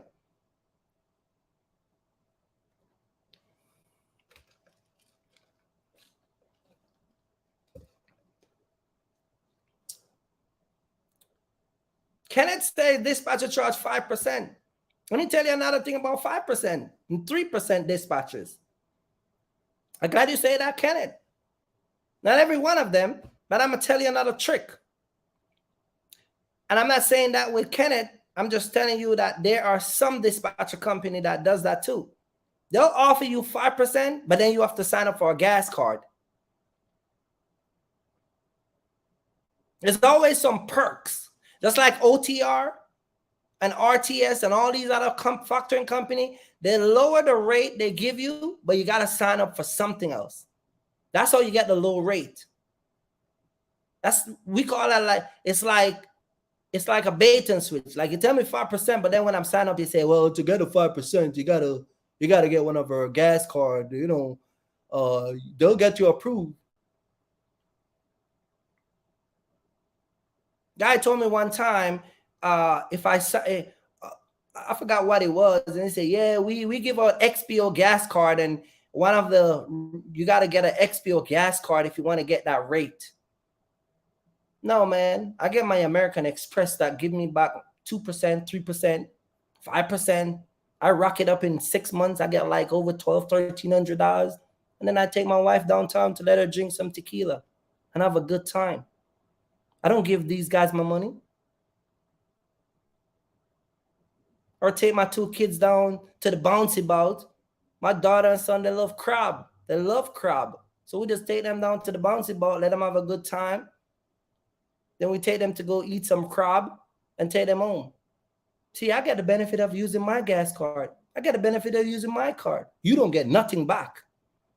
They rip you off. They rip some of y'all off so bad that y'all just be, even though I'm talking y'all getting ripped off on a Sunday at 6 o'clock, wherever you are, 7 o'clock, wherever you are, 8 o'clock, wherever. Even tomorrow, they're planning to rip you off, and tomorrow is not even come as yet. That's how bad they're ripping y'all off. I guarantee you, I'll put a test out. I guarantee you. Go look at some of y'all dispatcher Facebook page. And I'm talking to all you guys, wherever you are. Go look at some of these dispatchers, Facebook, Instagram. Go look at them. I guarantee you, right now, some of them is in Miami. They're in Boston. They're in New York. They went to Jersey for the weekend. They over here in Texas. Some of them run out of the country. They tell a lie Thursday so they can get off. So they can leave with their girlfriend Thursday, Friday, Saturday, Sunday. They fly back home Sunday night, get up tomorrow morning and ready to dispatch your truck. You know where you were when all of this is going on? At a Love truck stop. You were at a Pilot. You were at some little cheap hotel that says $35 a night and HBO is free. This is crazy. And you're a businessman. No standard. Turn over your MC number to a dispatcher. Give them your username and password to your factoring company. Let them dictate where your truck goes. Running a truck below your cost per mile. Your cost per mile is $1.60. She called and tell him, I got a load going to California. He's only paying $1.20 and it's a full truckload. Cool. Send it over. Yeah, I'm going to just take it, man, because, I've been sitting here too long, man. I don't want to leave. So you rather run your truck negative because you base your decision and your business mindset is based off of your feelings. See why I tell you how feelings don't run business? Then you got some of y'all out here. You got a $49.99 DAT load board, $39.99. You got some of y'all, let me show you. Let me tell you, some of y'all got DAT, truckers, Truck Smart, and 123 load board, and still cannot move a truck. And your friend sign up with Selectus and give you access to it where you can book on an MC number. You still cannot move a truck. You got 4 different ways of booking load, and you can't use none of them. And you know what most of y'all got in common? Y'all paying a dispatcher. Let me tell you what your dispatcher going to do tomorrow. Let me give you an idea. He or she is going to come to work and they're going to call you. They're going to call you because they got a list of people they got to call.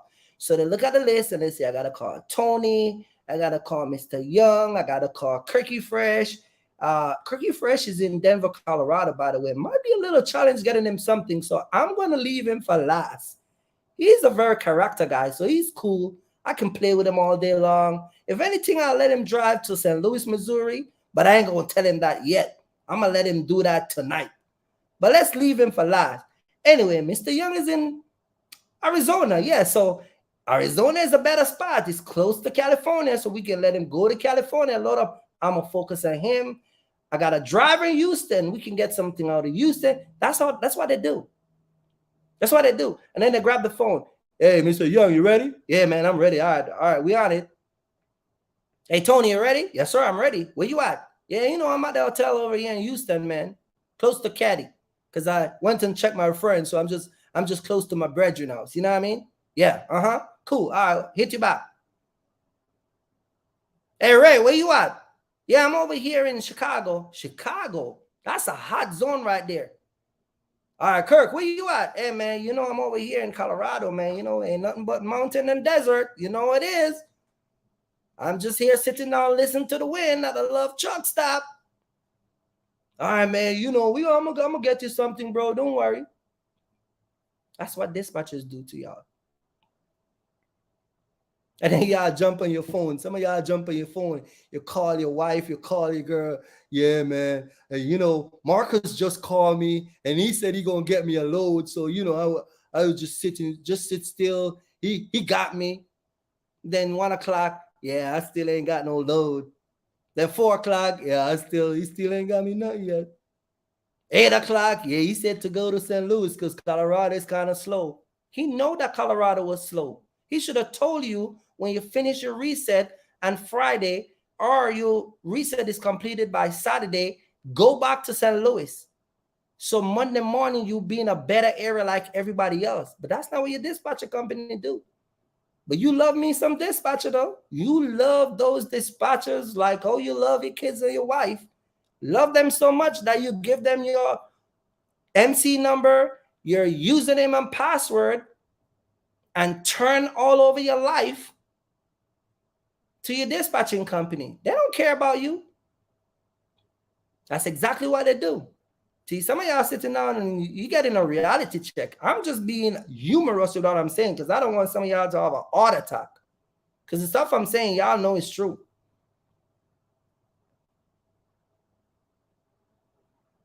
I got guys who come to me for mentorship. I'm doing people 4 or 5 times at a time, four different trucks, sometimes 4 different states.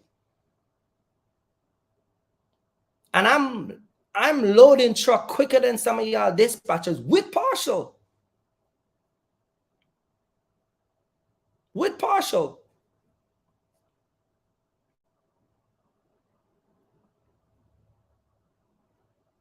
You know what I'm saying? With partial. Then you got some of you guys, dispatcher call you, right? The dispatcher call you. Hey, Kirky Fresh, you ready? Yeah, I'm ready, man. All right, so I'm looking at the board right now. I'm just talked to this broker. He said that he can give me a load from Pennsylvania, One stop is going to St. Louis, another one is going to Houston, and the last one is going to San Antonio. You know what you tell the dispatcher? My wife, I'm trying to stay closer this week because, last week I do that OT on. My wife, man, she be getting on me about that. I say, oh, your wife, what's she saying? Yeah, she's saying, man, I need to be closer to the kids and her. And, weak, incompetent. I tell you, Kenisha tried that, will file for divorce instantly. But she ain't going to do that. My wife don't even call. Listen. Shout out to my wife, man. Shout out to my wife. My wife understand that we have a business. My wife understand we have a business to run. My wife have the understanding that we're coming out here and we have a mission and a plan. The reason why some of y'all ain't making no money? Because your household ain't got no vision. You know what listen, a house without a vision is like a vapor. See them little thing they're walking around sucking and smoking and blowing it out? Every time they blow it out, that's your life. That's your house. Soon as you see them, and that's your house. That's how it runs. And then you see the smoke disappear. That's exactly how your house runs. You don't run your house, your wife run it. You don't run your house, your wife and the baby run it. Your wife tell you what to do and your baby tell you what to do.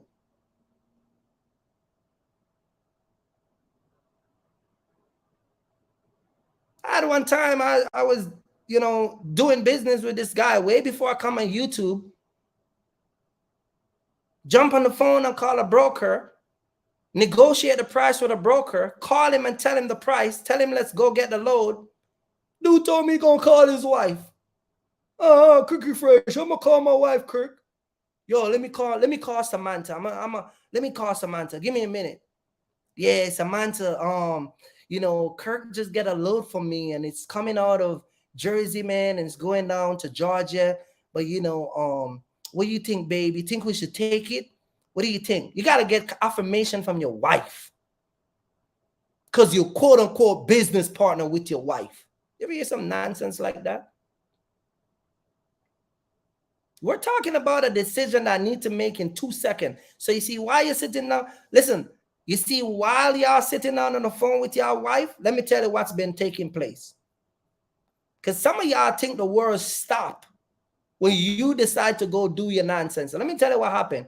When you hung up with that broker, a next guy called instantly.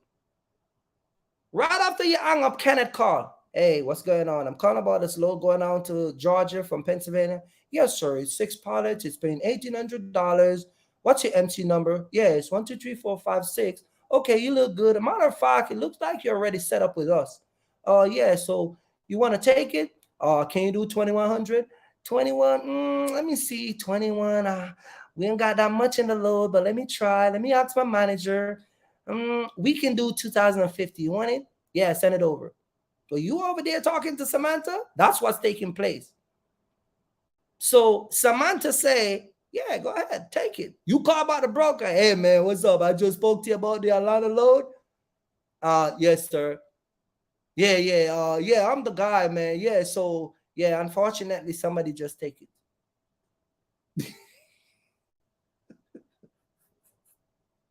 You see why I got to put out a character? You see why I got to sound the way I sound? Because I know some of y'all will throw yourself off of a bridge because the same thing I just mentioned is the same thing that happened to you. You don't negotiate and go with a broker. You ask a broker, then go negotiate with your wife. Hey, broker, you got a load? Yeah. All right, let me go negotiate with my wife. Hey, broker, you got a load? Yep. Let me go talk to my girl. Hey, broker, you still got a load? Mm-hmm. Let me go talk to the baby. Hey, man, hit the like button, man. Hit the like button. I'm going to give it to y'all today. When I'm done with y'all today, y'all going to learn a lesson.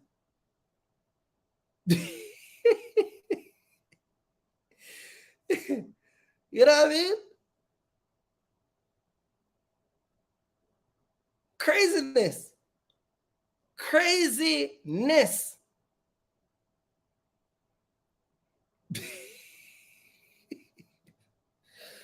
You know what I mean? I can't read the chat, man, because y'all be crazy in the chat, man. Y'all be crazy in the chat, man. Weak. Can't be a trucker and be a weak dude. Listen, being a nice guy is not a part of trucking. Listen, let me listen. Being nice is one thing. Nice and intelligent is one thing. But when it come on to being a nice, come on here, talk about you got an LLC, but at the end of the day, you got to call people to make a decision. You're weak. Because people are supposed to be nice. I deal with nice people all the time, every day. Cool dude. Some of them I even rough them up. We rough, we cuss, we this, we that, but they're still nice, and I still treat them. I still got respect for them. I still show them love. I still make sure they're all right. But one thing those people got in common, they work. And thank God that I've never come on YouTube and encounter someone that I have to mentor that tell me, Kirk, man, know that load is paying good, but let me call my wife. I've never have to do that. Till you attract who you are. Some of you guys are lazy and you attract lazy women. Your wife is lazy. Your girlfriend is lazy. Your brother is lazy. Your truck is dirty. You dirty. You don't cut your hair in the last 4 weeks. Craziness.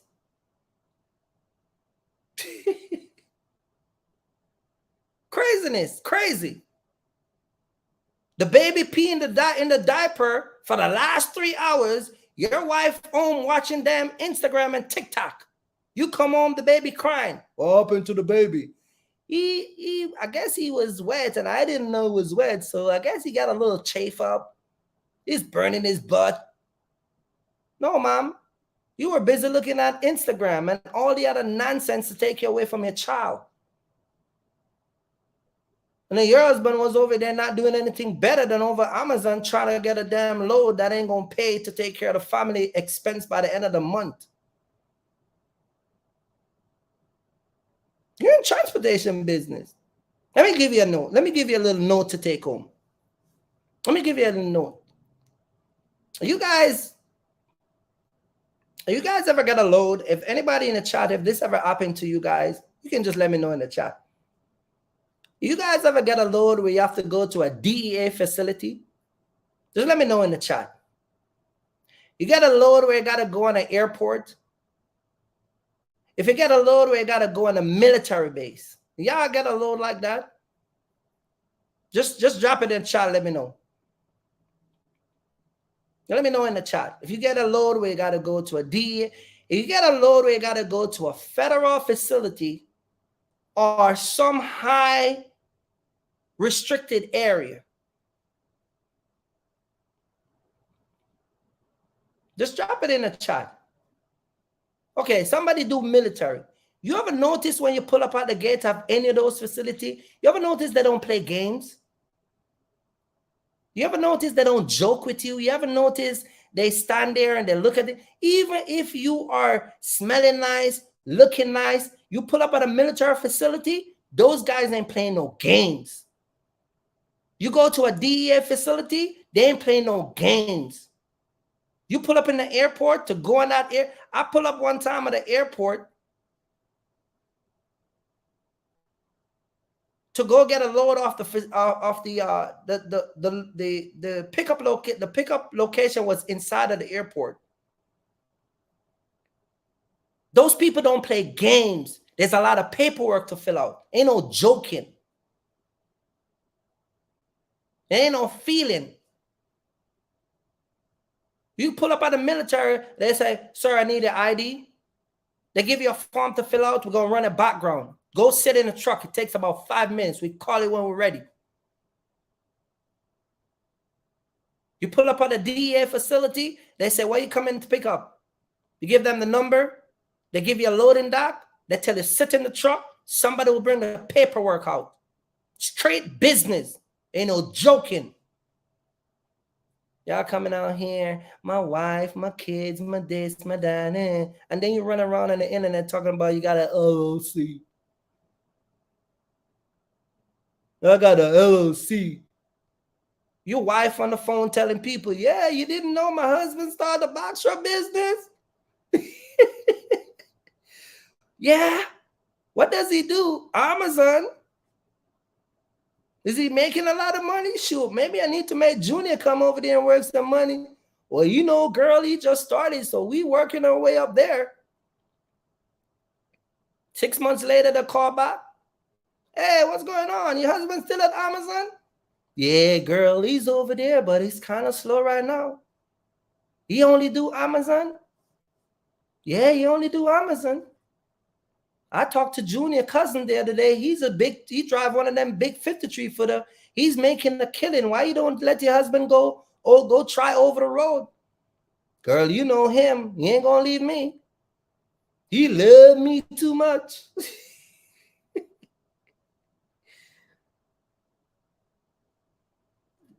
I'm telling you guys. I'm telling you. Our dispatcher company ripping you off and killing the box truck business in the process? Yes, they are. But you know who is to be blamed for all of that? You. Dispatchers are not here to look out and be in the best interest of your business. They are solely, let me show you what they're here for. Let me show you what they're here for. For y'all that didn't catch it, let me show you. They are here for their 10% fee. Their 10% fee. They are here for when you make $7,000, they get $750. $700 for dispatching service and $50 for bookkeeping fee. They're here for that $500 when they screw you over for a week. That's why they're here.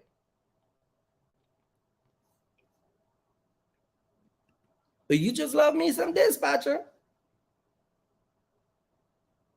She gets you $5,000 for the week, and then by the weekend, you're stuck in an area where you got to spend $800 to come out of that rut that she put you in.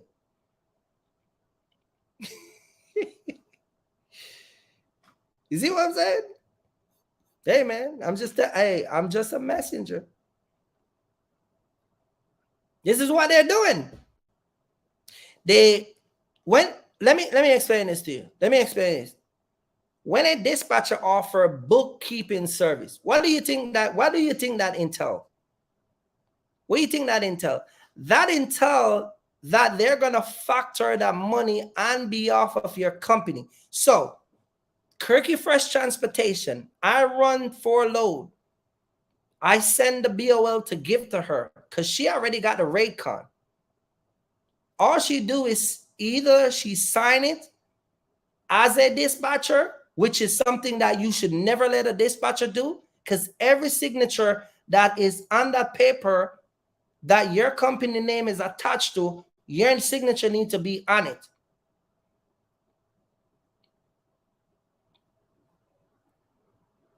So you pay for bookkeeping. You have a dispatcher now where you give her your MC number, you send her your carrier package. You send her your carrier package, right?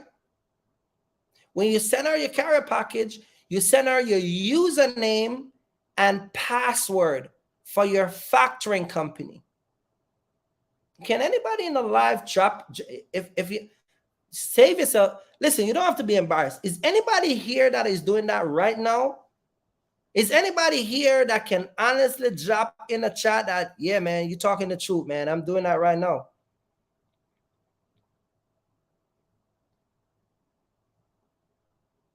Just drop it in the chat, man. Let me know if I'm let the people know. And so you do your 4 load.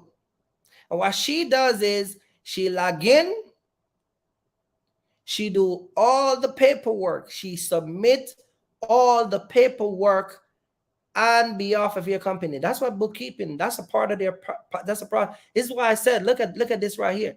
Y'all think I'm joking? Take a look at this. Take a look at this. Read what this says. Read what this says. Read what this says right here. Take a look. Look what this says right here. Dispatching service to assist. See what it says? Driver that need dispatching service to assist with negotiating the best rate and handling all paperwork for your company, so you can focus on the road. Does that look like, does that sound like something that y'all gonna be a part of? Does that sound like that gonna need you to be a part of that? That's how they get you. That's how they rip you off. That's how they make money off of you. You pay $700 for just being a dispatcher every week. $700. Listen to this. I saved this for last because I know some of y'all, I don't want to give you a heart attack. But check this out. For $7,000, you pay $700 a week. If she can successfully or can he successfully get you the $7,000 a week, right? If they can successfully. So $7,000 a week, right? Times 4, that's $2,800 a month. I purposely never put something in it because I want to see if a bunch of y'all catch it. But for 1 year, right? For 1 year, that's $33,600. But guess what? I never put in it because I want to say if y'all catch it. You know what I never put in it? The $50 booking fee. 50 times 4, that's $200.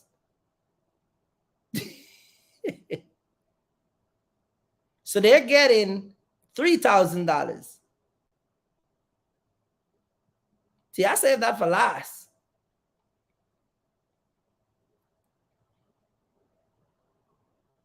$3,000 per truck. This is why some of these dispatchers, they can have 1 and 2 trucks because they got access to your old business. That's why they don't get no. Listen, man, one time somebody came to us and you know, dude asked me to do a lease on. I said, okay, cool, no problem. Cool.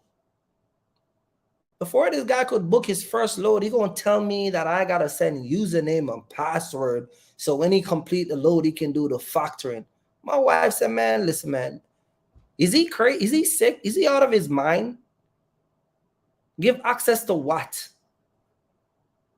That's personal information. That's my money.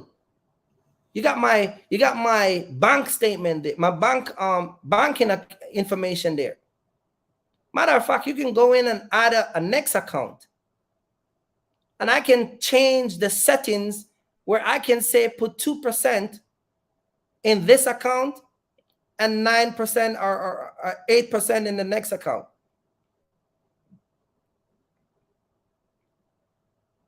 Y'all gotta stop do those things. That's not a business. That's not how you run a business. Y'all come out here and think everybody's your buddy. I try to warn you. Can't say I don't warn you. Y'all look at the sensitive. Y'all watch these live and y'all look at some. You know what catch some of y'all ears?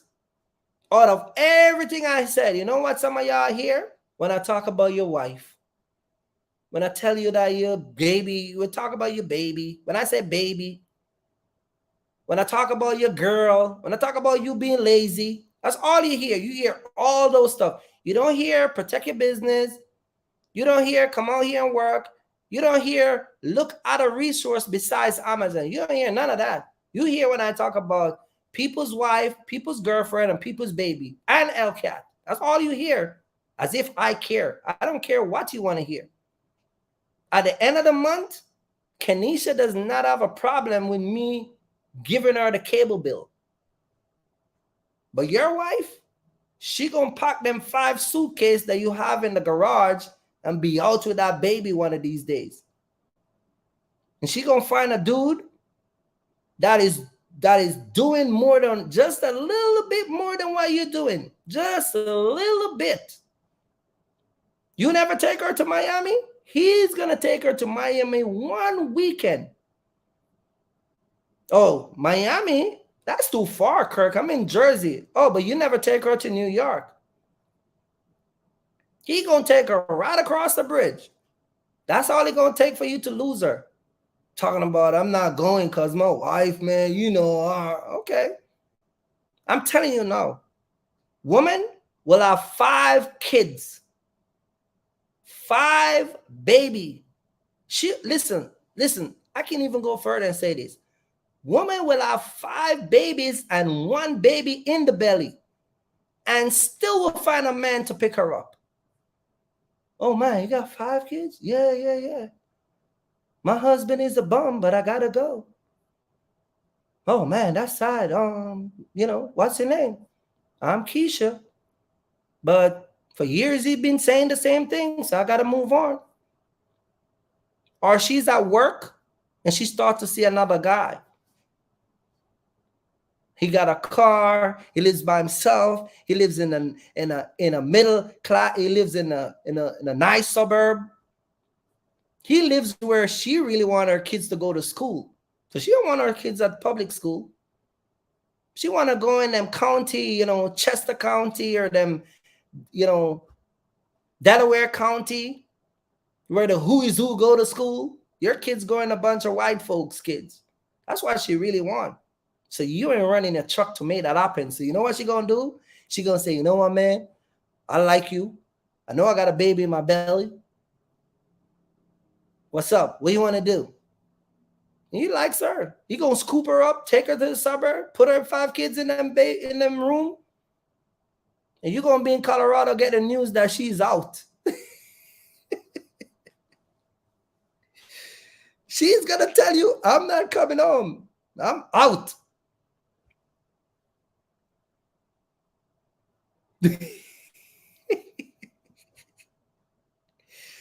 Oh man, I'm telling you, it's funny to some of y'all. This is why you let people come and take your business. Some of y'all not working together with your wife. Let me talk about that. Some of y'all don't want to work with your wife. Some of y'all want to hide your money from your wife. You don't want to see, you don't let your wife see no money. Some of y'all don't want to work with your wife. You don't want in your business.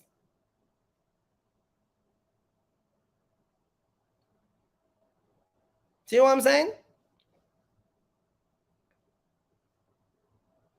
You walk around telling people that you have a business, you and your wife started a business, but you overprotected of the business. She don't know if you make $5,000 or $2,000. She don't know if you make $7,000. She don't know nothing. Some of y'all coming out here, you got no life insurance. No life insurance. You got 2 kids. You love your kids, right? Yeah, Kirky. Y'all curse me out all the time. See, I just talk about kids. Y'all love your kids so much. Y'all love your wife so much. I love me some wifey. I love me my kids. You don't got no 401k set up. You ain't got no account for the kids set up. You ain't got no life insurance. No life insurance. The truck crashed. God forbid something happened to you. Everybody doomed. Matter of fact, you can't even pay for your funeral. Everybody got to scramble to pay for your funeral. You got to call your 10 truck buddy to throw 500 here, 200 here. Because you love your family so much, but you have no protection put in place. God forbid something should happen to you.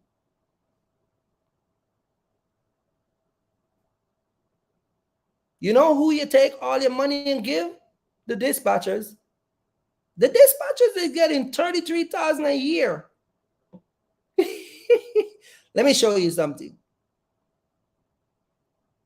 Let me show you something. I'm going to show you because I really want you guys to get this message that I'm saying today. It's a new year, and I'm trying to let you guys understand something. I'm trying my best to let you guys understand something. At $50 a week times 4, that's 200 times 12.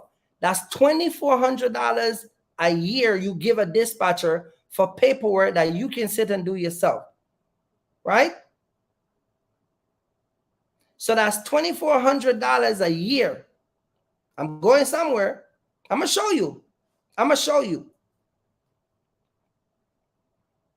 Okay? I'm going to show you.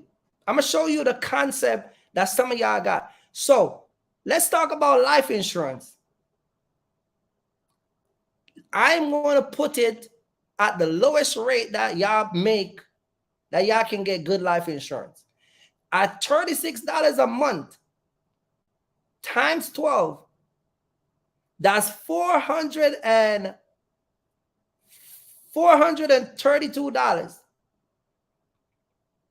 That's a year. You give a dispatcher company for 1 year.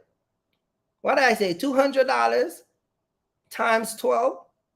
You give a dispatcher company for bookkeeping $2,400 a year for do paperwork that you can sit down and put together. So you give a dispatcher, so you rather give your dispatcher $2,400 a month, a year, because you're not willing to learn. You're like a vapor. And a life insurance that can cover you for over $1 million, it only costs $430. Let's just say $500.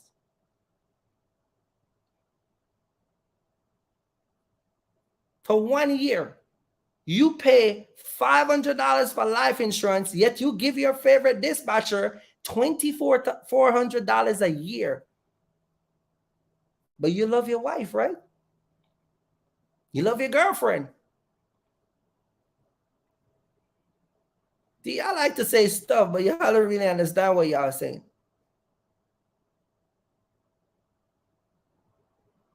And you're doing this. Let's say you've been with that dispatcher company for 2 years. For 2 years, right? $1,000 for insurance, $4,800 for dispatcher. See the concept that some of y'all got? Is the same concept when some of y'all think that you shouldn't pay somebody for their service because, quote unquote, it's on the internet for free. This is why I tell you guys sometime when I'm talking to you guys. This is why I told you guys sometime.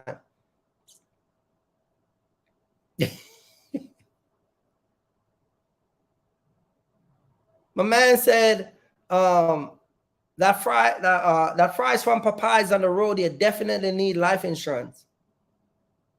So he's saying the fries that you get at Popeyes, high cholesterol, whatever, you definitely need life insurance. But remember when I said a couple times in the live, right? Remember when I said this all the time. I said this all the time. Some of y'all will not pay for something. Some of y'all will come right here.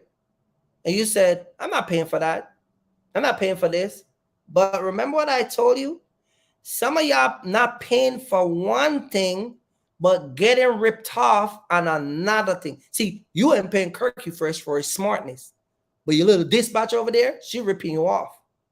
She ripping you off so much that you don't even realize that you could have paid for the life insurance. So when you passed away, God forbid something happened to you in your box truck, your kids and your wife have $1 million. That's a start. If something should happen, God forbid something happen, they can pay for your funeral. It's $7,000 or $8,000 for a funeral in America. You passed away, everybody's got to scramble to bury you. But you love me some wifey. Me just love me some babies. Nothing in, you guys have nothing put in place. You broke, your wife broke, and the baby broke.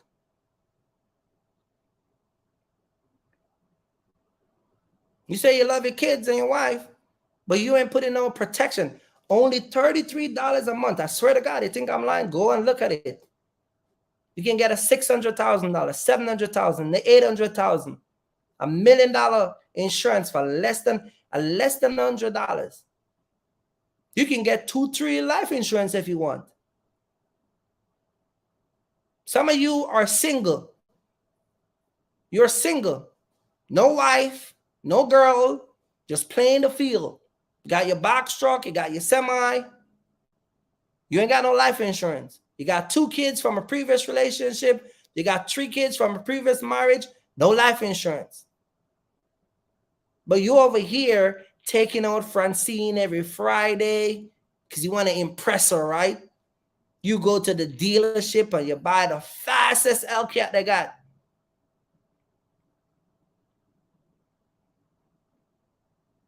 You take out Shakira. You take out Francine. Remember, life insurance is only $33. But you go home and tell your truck buddy, yeah, man, you know, I take old Susie, man. We had a good time, bro. Your buddy's like, yeah, for real, how much money you spend, man? Yeah, you know, we go to this restaurant, man. Food was like, man, bill came like $250. You could have paid 1 year insurance with your $250 for some girl you're trying to impress with your Hellcat. Because remember, you got 3 kids. See why I don't talk about certain things? Because y'all don't ready for this. It's too deep for y'all. It's too deep. It's too deep. This conversation, they're not ready for this. Man, listen, man. Hit the like button, man. Hit the like button. Shout out to my man Steve from the Bronx. No life insurance when tragedies strike. Wifey, selfish. Selfish deal. Man, I'm telling you, this is why I don't look at the. This is why I don't look at the. This is why I don't look at the chat, man. Shout out to Nick, man. Nick is eating our popcorn while all of this is going on.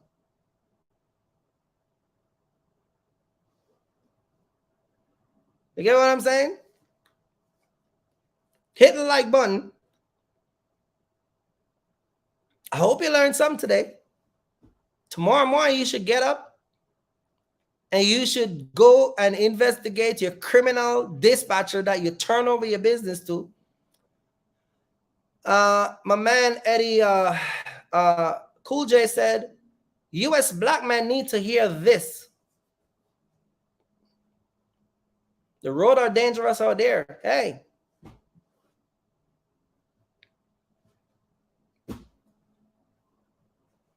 They don't want to hear it.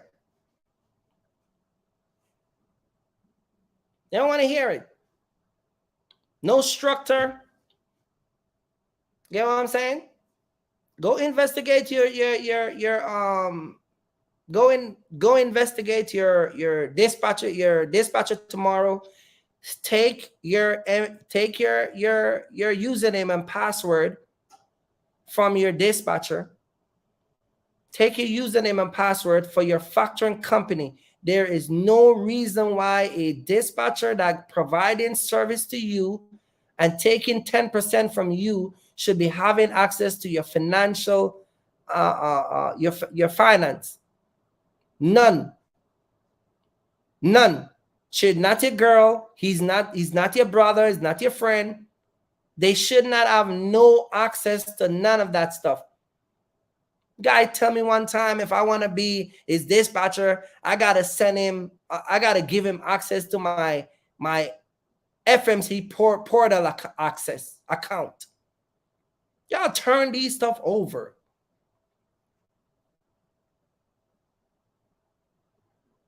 Then they want you to get insurance from an insurance company and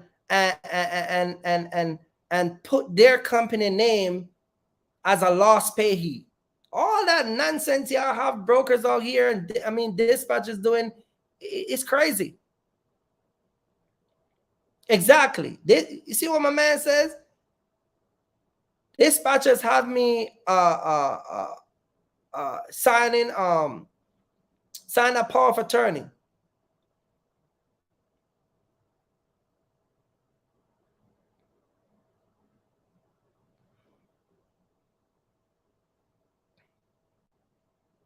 Says dispatch on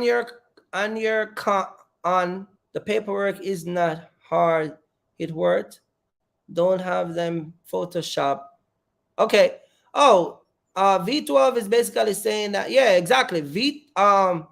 He's talking about putting up your rate confirmation and edit your rate confirmation and change the fee. Change the amount. Change the amount. The job is $2,000. You let them pay you $1,500 because you turn over your life to them. You let dispatcher talk you into, your authority is new, so come and run under mine and I'll charge you 15%. I charge you 15%. And when you get that 3 months authority, then we can start to make you do your own load. And in 3 months, they've been rocking. Man, you've been crying like a baby.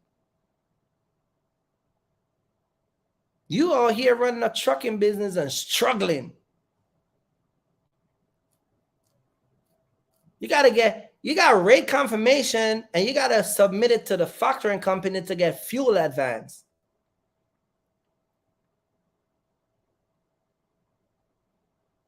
Fuel advance. Hey, man, you think we can get some fuel advance from this company? I'm going to say, we got a rate con. Load is $1,200. You need a fuel advance on that. You got 3 different gas cards from 3 different companies that you already maxed out. Craziness. Shout out to Vernon, man. Craziness. My man said that the dispatcher have them sign a power of attorney. Don't let dispatcher matter of fact, for all you guys, let me say this. For all you guys, I told you guys early on, I'm going to tell you again. When you want to do business with these dispatchers, just ask them how long they've been in business, how much truck they got.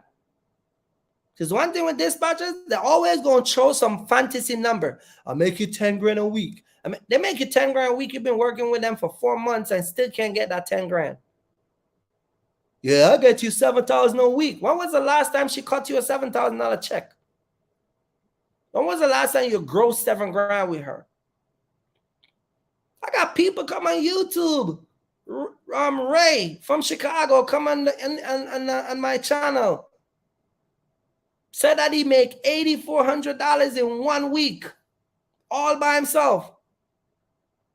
But you over here using dispatcher company that getting you $5,000 and $3,000, $4,500, taking away 10%, taking another $50. A matter of fact, that's $50. That it goes up to $100. But I see Kirky Fresh on the channel, man, and he talks a lot of stuff and he keep it real. And he's right. But I ain't gonna spend my money with him though.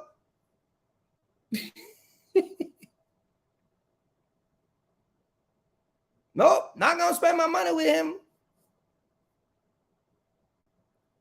You're not gonna spend my money with a black guy, but you're gonna make the white lady rob you. You're not gonna spend your money with the black guy, but you're gonna make the white guy rip you off. Yeah, them black guy over there on the internet, them content creators, them YouTubers, they're scammers. They ain't gonna spend my money with none of them dudes. None of them dudes ain't gonna get my money. You hear me?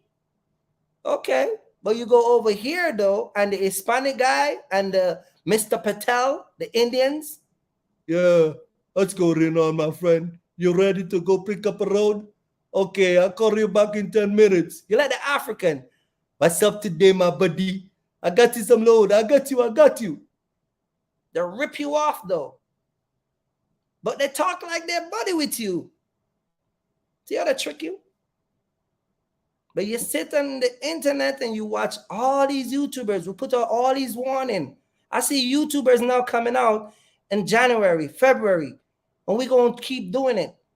In December, warning people, stop doing this, stop doing that.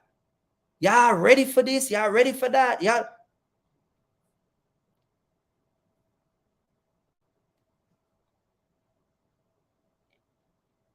This is why companies in America, when it comes on to the Black community, it's one of the highest commodity.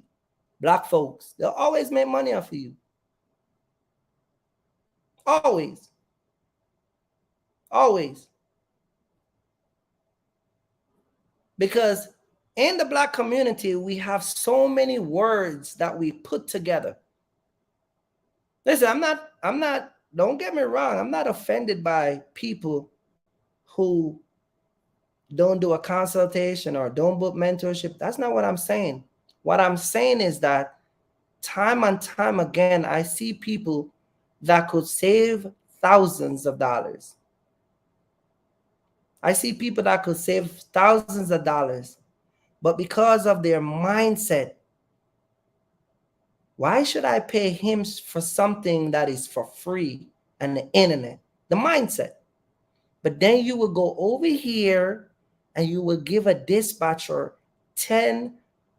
You know what y'all do? Y'all literally pay a dispatcher to rob you. That's what it is. You're not going to spend with YouTubers, but I'm going to go over here and let some white lady rob me. You see them other guys on the internet? They're scammers. You see them people over here that say they're dispatchers? Oh, they're looking out for me. You notice the YouTubers, we never get a paycheck from you. None of us ever get a paycheck. Never. But the dispatchers, every Friday they get something from you. But you blame us for everything else. I see a YouTuber put a video out the other day just warning people. Come in the business, understand the business, stop playing games. You're either serious or you're not. You want it or you don't want it. Yeah, we want it, but y'all YouTubers are selling information. Well, look at Mark the Mentor. He ain't selling nothing, and you still ain't taking any information from him.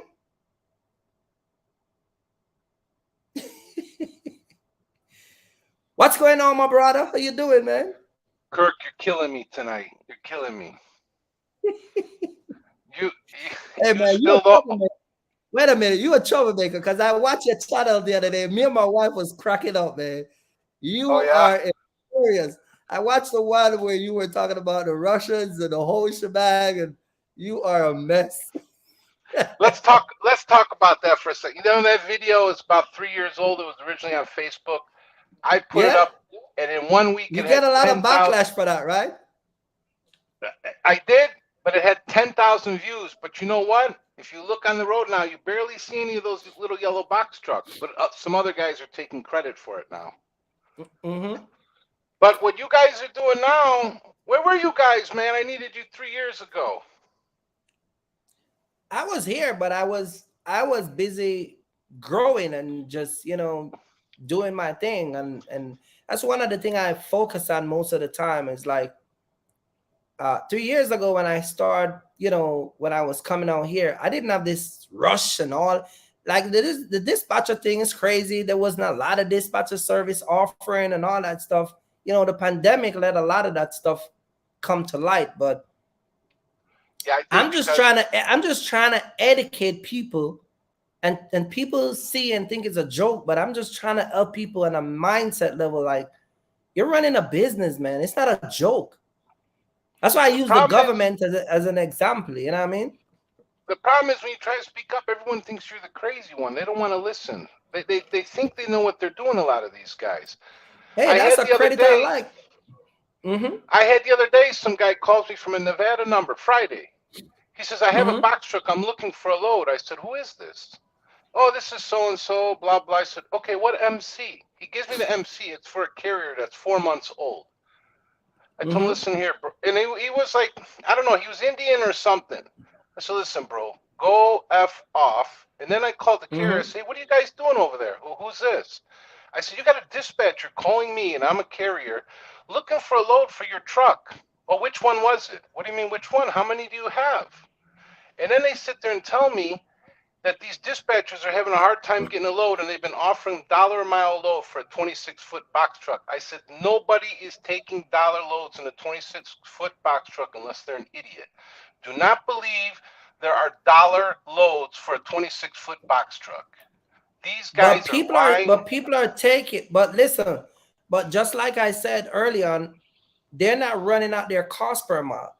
So when these brokers and dispatchers call them, because they've been sitting down so long, they are taking it, not realizing they're running in a negative. Because they're dealing with these crooks. That's what I'm saying. They got to learn who is real and who's not real. And there's a lot. Go on TikTok. You're talking about YouTube. Go on TikTok and look up dispatchers. There's tons of them on there. Tons. You telling me? I told people to shut their Instagram and Facebook and TikTok and YouTube off. Some of these people need to stay off social media. I said it all the time. All the time I say it. Some people cannot control their urge for these social media and all these type of stuff. I said it all the time. Look, the best social media is get out of the truck, get out of your van, get out of your semi, go walk in the parking lot and talk to the other drivers. Learn what's going on. Talk, communicate like the old days. I said that, man, but hey, we're dealing with people that think that there's a shorter cut to make ends meet. And like I said, people just not getting it. They're not getting it, and it's time to push back. Right now, I'm working on 14 carriers in the expedite side. They all use this. They all use an app. This app is tied into one guy out of Russia. I brought it up to the load board company we use. They said, "What are you talking about? This is new to us." I said, "I know you guys don't know, but a couple of us are talking in the back." They post on their system, and within 2 seconds, it hits the apps. It's not just our board. They're pulling from Truck Stop and they're pulling from DAT. And then some of these guys are using out-of-the-country call centers. I talked to a broker. I said, are you using this company? He said, we have them blocked for double brokering. But he says, every time their dispatchers call, they sound like they're Asian. I said, yeah, and they're a carrier and they're double brokering loads to the drivers. I said, because they're putting the load on the app.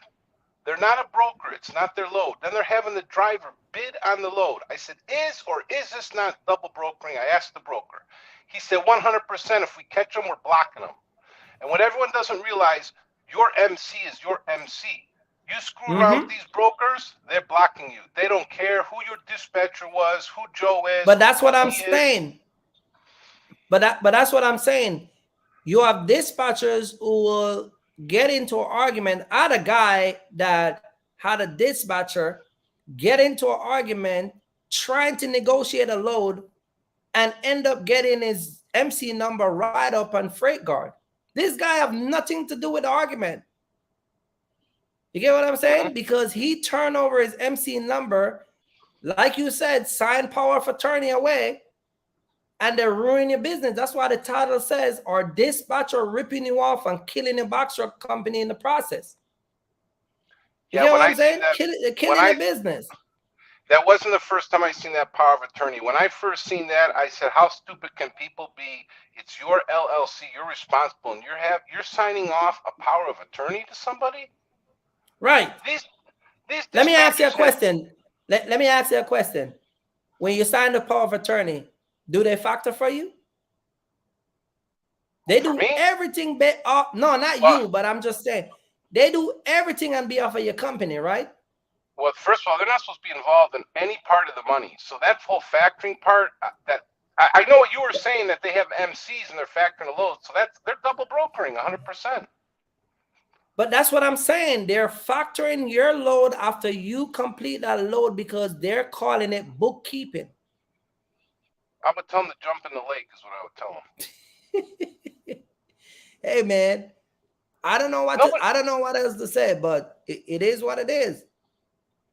I mean, you can go on YouTube if you subscribe to a lot of these YouTube guys. There's a black guy who does hot shot. He had 2 trucks. I think he just put out earlier today. He's done. He's quitting.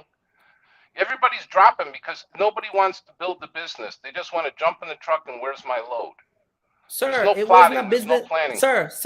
Sir, it wasn't a business from the get-go. It was a hustle.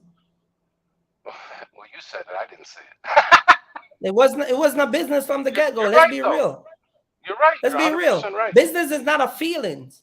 You go watch any of those YouTubers who shut that down. Watch what they say. I felt like the box truck business is too saturated, and I felt like the market is not. It's all feelings. Just listen to them.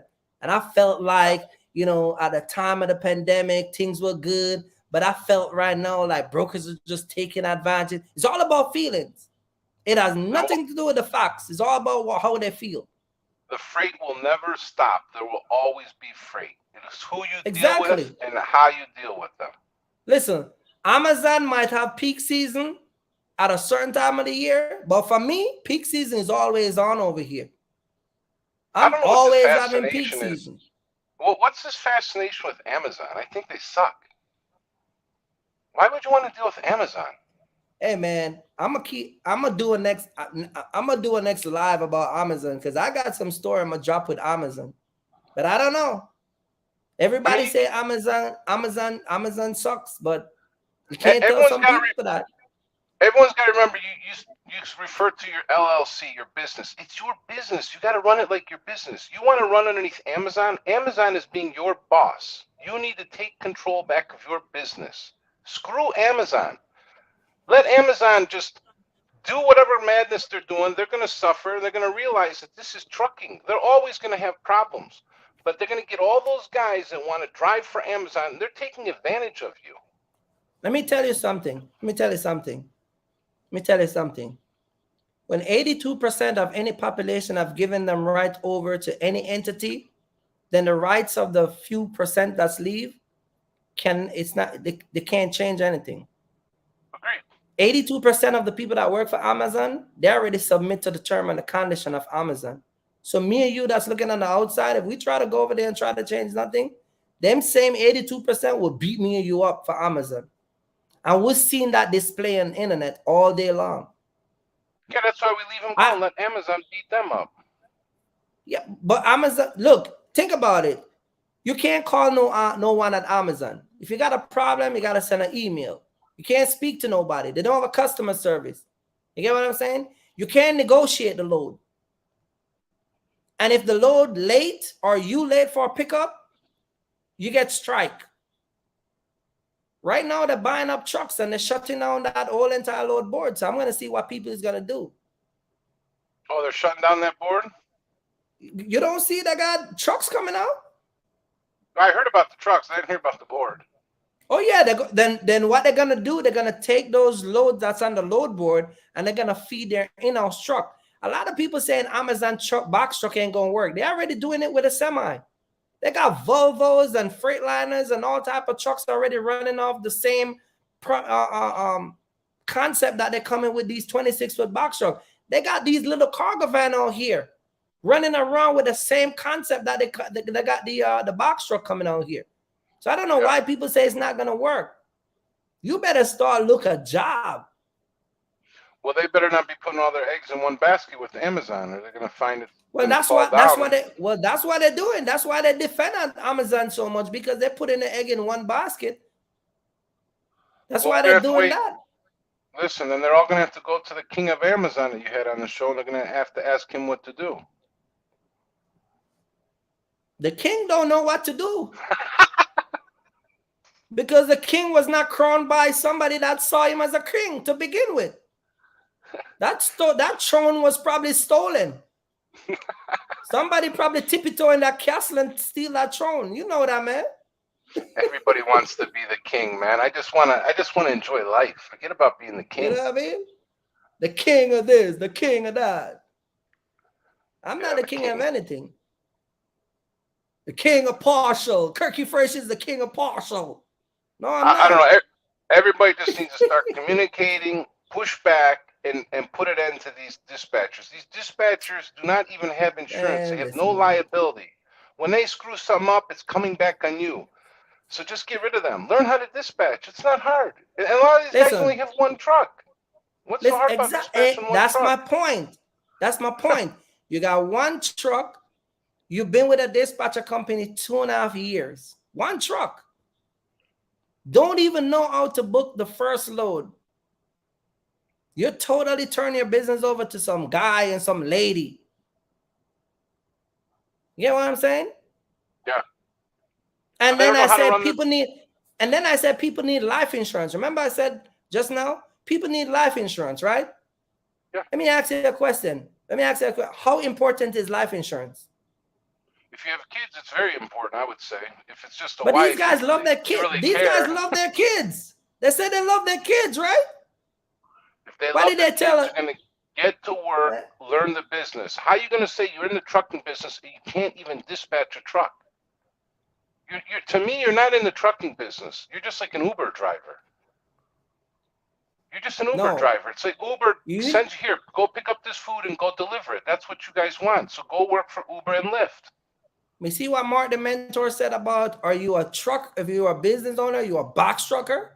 That's all they are, box trucker. You're just a guy that get up one day and see everybody driving a box truck and go buy one and following what they need. That's it. No life insurance. These are Uber guys. You know? These are Uber guys. You know, they came from Uber. No life.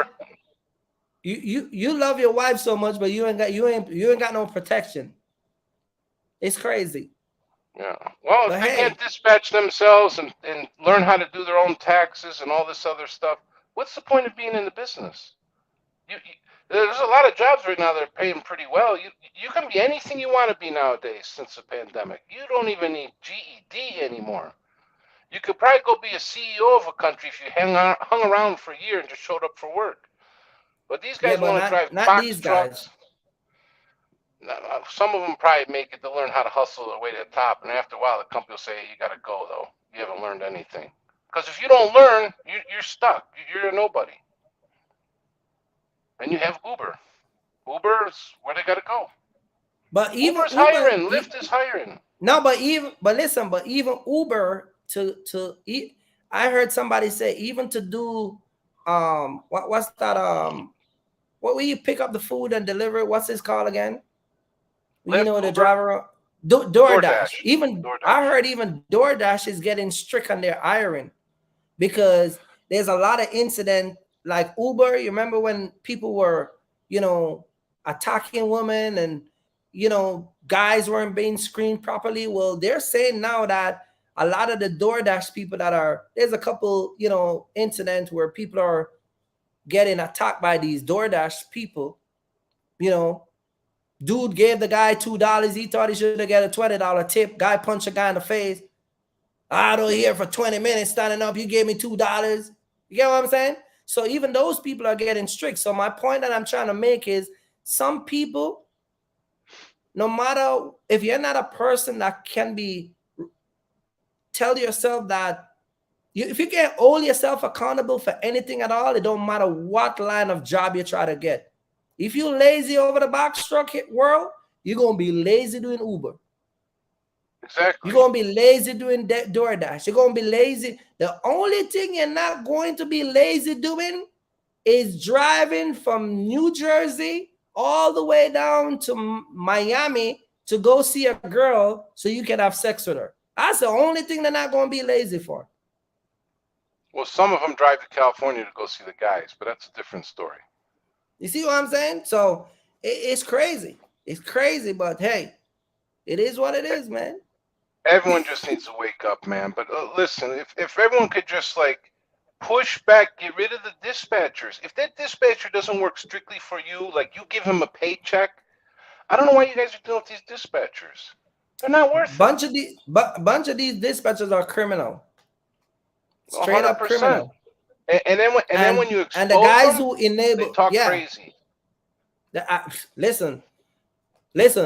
One thing with me, I don't care who you are. You know, I drop name, I drop company name, I drop the city you're from. With me, you better be very cautious. You come over here and try to troll me and talk a bunch of nonsense, I will put everything out on you. You get what I'm Hey, saying? listen, this is like war now. This is war. You know what I mean? Business, anytime you have a business, there's going to be some kind of war. Okay, let me tell you a little quick story. I got a brother. He's got a restaurant. Yeah. He's 23 years old. This was years ago, 20 years ago. He's looking all around, looking all around. There's some, and we're half Mm-hmm. Greek, so we can mess with the Arabic guys. There's an Arabic restaurant across the street. I'm over there. We know the guys. One day I say, my brother found a restaurant. They said, where? I said, if you look out your front window, you can see it. They all Right. ran to the window, looking out the window. Where? I said, right there across the street. No. Started sending threats, this and that, blah, blah, blah. We call what we call the Greek Godfather. He says, if you bother that kid, I'm going to send all my semi trucks and park them in your parking lot. Let me know how long it takes to clear them out. But you know what Uh-huh. happened? Because they battled back and forth with the food prices, free dinners, free lunch, buy one of this, get one of this. It sucked all the people in the area, but both of the restaurants did very well. Now, Mm-hmm. years later, the one guy, he couldn't handle life anymore. He decided to go to Florida and become some kind of, I don't know, like a Lyft driver or something, but not Lyft. And he got out of the restaurant business. He just couldn't handle it anymore. Some people are built differently for every business, but when you're in business, you're going to have competition. Make it fun, but Mm-hmm. learn the whole business. If a cook didn't show up at the restaurant, or he said, hey, I need a raise, or I need this, or I need that, say, hey, no problem, take the day off. And you walk over to the end of the line and you pick up your apron. Just like if you Yep. have a driver and he says, I'm not going to take this load or this, that, hey, no problem, take the week off. Where's the keys? I'll drive this load. If you're going to Mm-hmm. be in the business, make sure you can do the business from the bottom to the top. Drive, No, dispatch, do your paperwork. listen, I know guys who come to me and they say, yeah, I'm gonna buy my first truck, and I'm gonna 6 months after I'm gonna put a driver in it, and I'm gonna buy me a next truck and put another driver, and I'm trying to get 3 years. And quickly they come out here, they have to swallow that. They gotta swallow that real fast. Because number one, they realize that that's a fantasy for you that will never be fulfilled. Because most of these guys out here, they don't want to work. No, they don't want You to get work. what I'm They saying? think life is a big party. You know, Exactly. if a broker don't give me the rate I want, I got no problem to say no. It's my favorite word, no. Or I'll be honest with you, a lot of times I tell them, let me get you Vladimir's number. Because I'm Yep. not driving that load for peanuts to line his pocket. I know a But lot what of about these it? loads But that, wait. But what about the dispatchers who are taking those load because those guys don't even know their cost per mile? You know what I mean? because all because all that dispatcher cares about is to get the load. He doesn't care what your operating cost is. If that broker tells him, hey, can you do it for $1.50 a mile? That dispatcher's gonna say, hey, I gotta get this load of truck because I need my cut. Then he goes to the driver and says, hey, it's slow. I got you $1.30. This is crazy, you know. Hey When man. all you had when all you had to do is deal with the broker yourself. When he tells you $1.50, you tell him, hey, how about $1.80, and I'll take care of this and I'll get it done the right way. Or you can go deal with some other knucklehead, and you'll be surprised. Sometimes they'll say, okay. I've had a broker before try to knock off $400 on a load. And I told him exact words, let me get you Vladimir's number. He picked up the phone and called me. He said, you got me. I said, I got you. He said, yeah, I don't like to deal with them anyways. All right, the load is yours. But he tried to knock off 400. You don't know what's Yeah. going on with the loads unless you deal with the loads and deal with that broker. I had a broker told me one time, man, I got a guy last week do it for $1,200. You want $1,800? I said that's why you couldn't get him this week because he lost his truck because he was running in the negative. Yeah, That's why he's not exactly. around no more. You get what I'm saying? I had Exactly. a lady one 100%. time I show up at the loading dock. She told me the last driver offload the truck. I said, yeah, that's why they fire him because he's doing stuff he's not supposed to be doing. Uh-huh. You get You what know, I'm saying? and let's not beat on the brokers so much because it's not always the brokers. A lot of drivers don't know who they're dealing with, and they're dealing with the dispatchers. the drivers aren't going to today I'm not talking about a broker as bad as I talk about the dispatchers. Yeah, that's what I'm saying though. But a lot of these guys always blame the broker, but they're dealing with the dispatcher. Blame the dispatcher. Blame yourself. That's what I always hear. The broker this, the broker that. But a lot of times it's not the broker. Listen, people just need to put a timeline. I'm not saying you can't start. Listen, hear me out. If you got a new authority and you need help booking load, and it's 3 months to get your authority to start to be picked up by a broker, fine. You calculate that you're going to pay a 10% loss for that first 3 months. You get what I'm saying? Yeah. And you take that hit. But while you're taking that hit, you should be hitting that load board and understanding to book your own load. You look a load and the dispatcher look a load. But that's not what a lot of people are doing. I got people come in my comment section all the time. Hey, Kirk, you first, you know a good dispatcher? Hey, Kirk, who can you give us? Hey, Kirk, you got any dispatcher? I don't use them. I don't use them. But I think you got to start telling them, depending on what type of vehicle, whether it's a van, a hot shot, a flatbed, semi, whatever, just tell them, go lease onto a company for at least a year. Let your authority grow. Put it in the cooker, I call it. Put it in the cooker. But they can't afford that part. They can't afford that part, though. They're giving away more to the dispatchers half the time. But that's what I'm saying, because that's cheaper. That's cheaper if you lease on to someone versus if you run under your own. I mean, man, I don't know what to do. I say so much. Lease on to somebody else. But these guys want to deal with the dispatchers. They're not going to learn anything. It's better to lease onto a company, because if you keep good relationship with them down the line, even if you go to run your own authority, you could probably call them up and say, hey, you got a solution? I'm in this area. You got anyone over here I can deal with? You might have a good relationship with them because you used to ride underneath their authority. What are you going to do? Call the dispatcher from 2 years ago? He doesn't even answer his phone anymore. Or like the one that called me, he had a fake number because I tracked the number. It went to a real estate company. You know, they have these dispatchers. They're not even dispatchers. They want to be dispatchers, but they got 5 other companies. JoJo's Cleaning Service, whatever. You know, if you go on Google and do enough research or check Facebook, you'll see, man, these guys are involved in all kinds of stuff. Look at what they tell drivers. Look at what they tell drivers right here. Look at what they tell drivers. Sorry, look at what they tell drivers. Let me pull this right here. They said that they basically will book the load for you, do all your paperwork, and all you got to do is just focus on driving. That's it.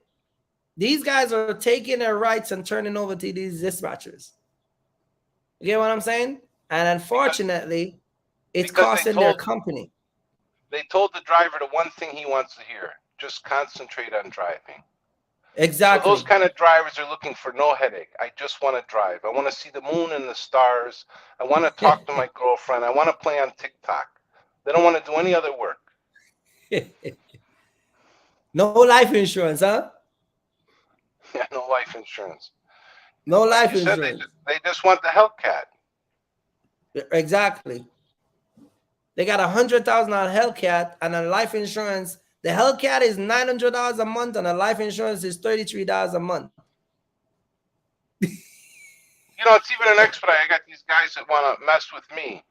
I got this old 60-year-old asshole. Never had an authority in his life. He wants to bitch about me. He wants to bitch about other carriers. He wants to bitch about brokers. You never even had an authority. You don't even know anything about what you're talking about. And then he wants to talk about how he has a $300,000 house. The funny part is, because I used to flip homes, so I call my realtor buddy, look up this house. Oh, he bought this house in so-and-so year for 160, and he put down 12,000. Get out of here, man. You think you're money bags?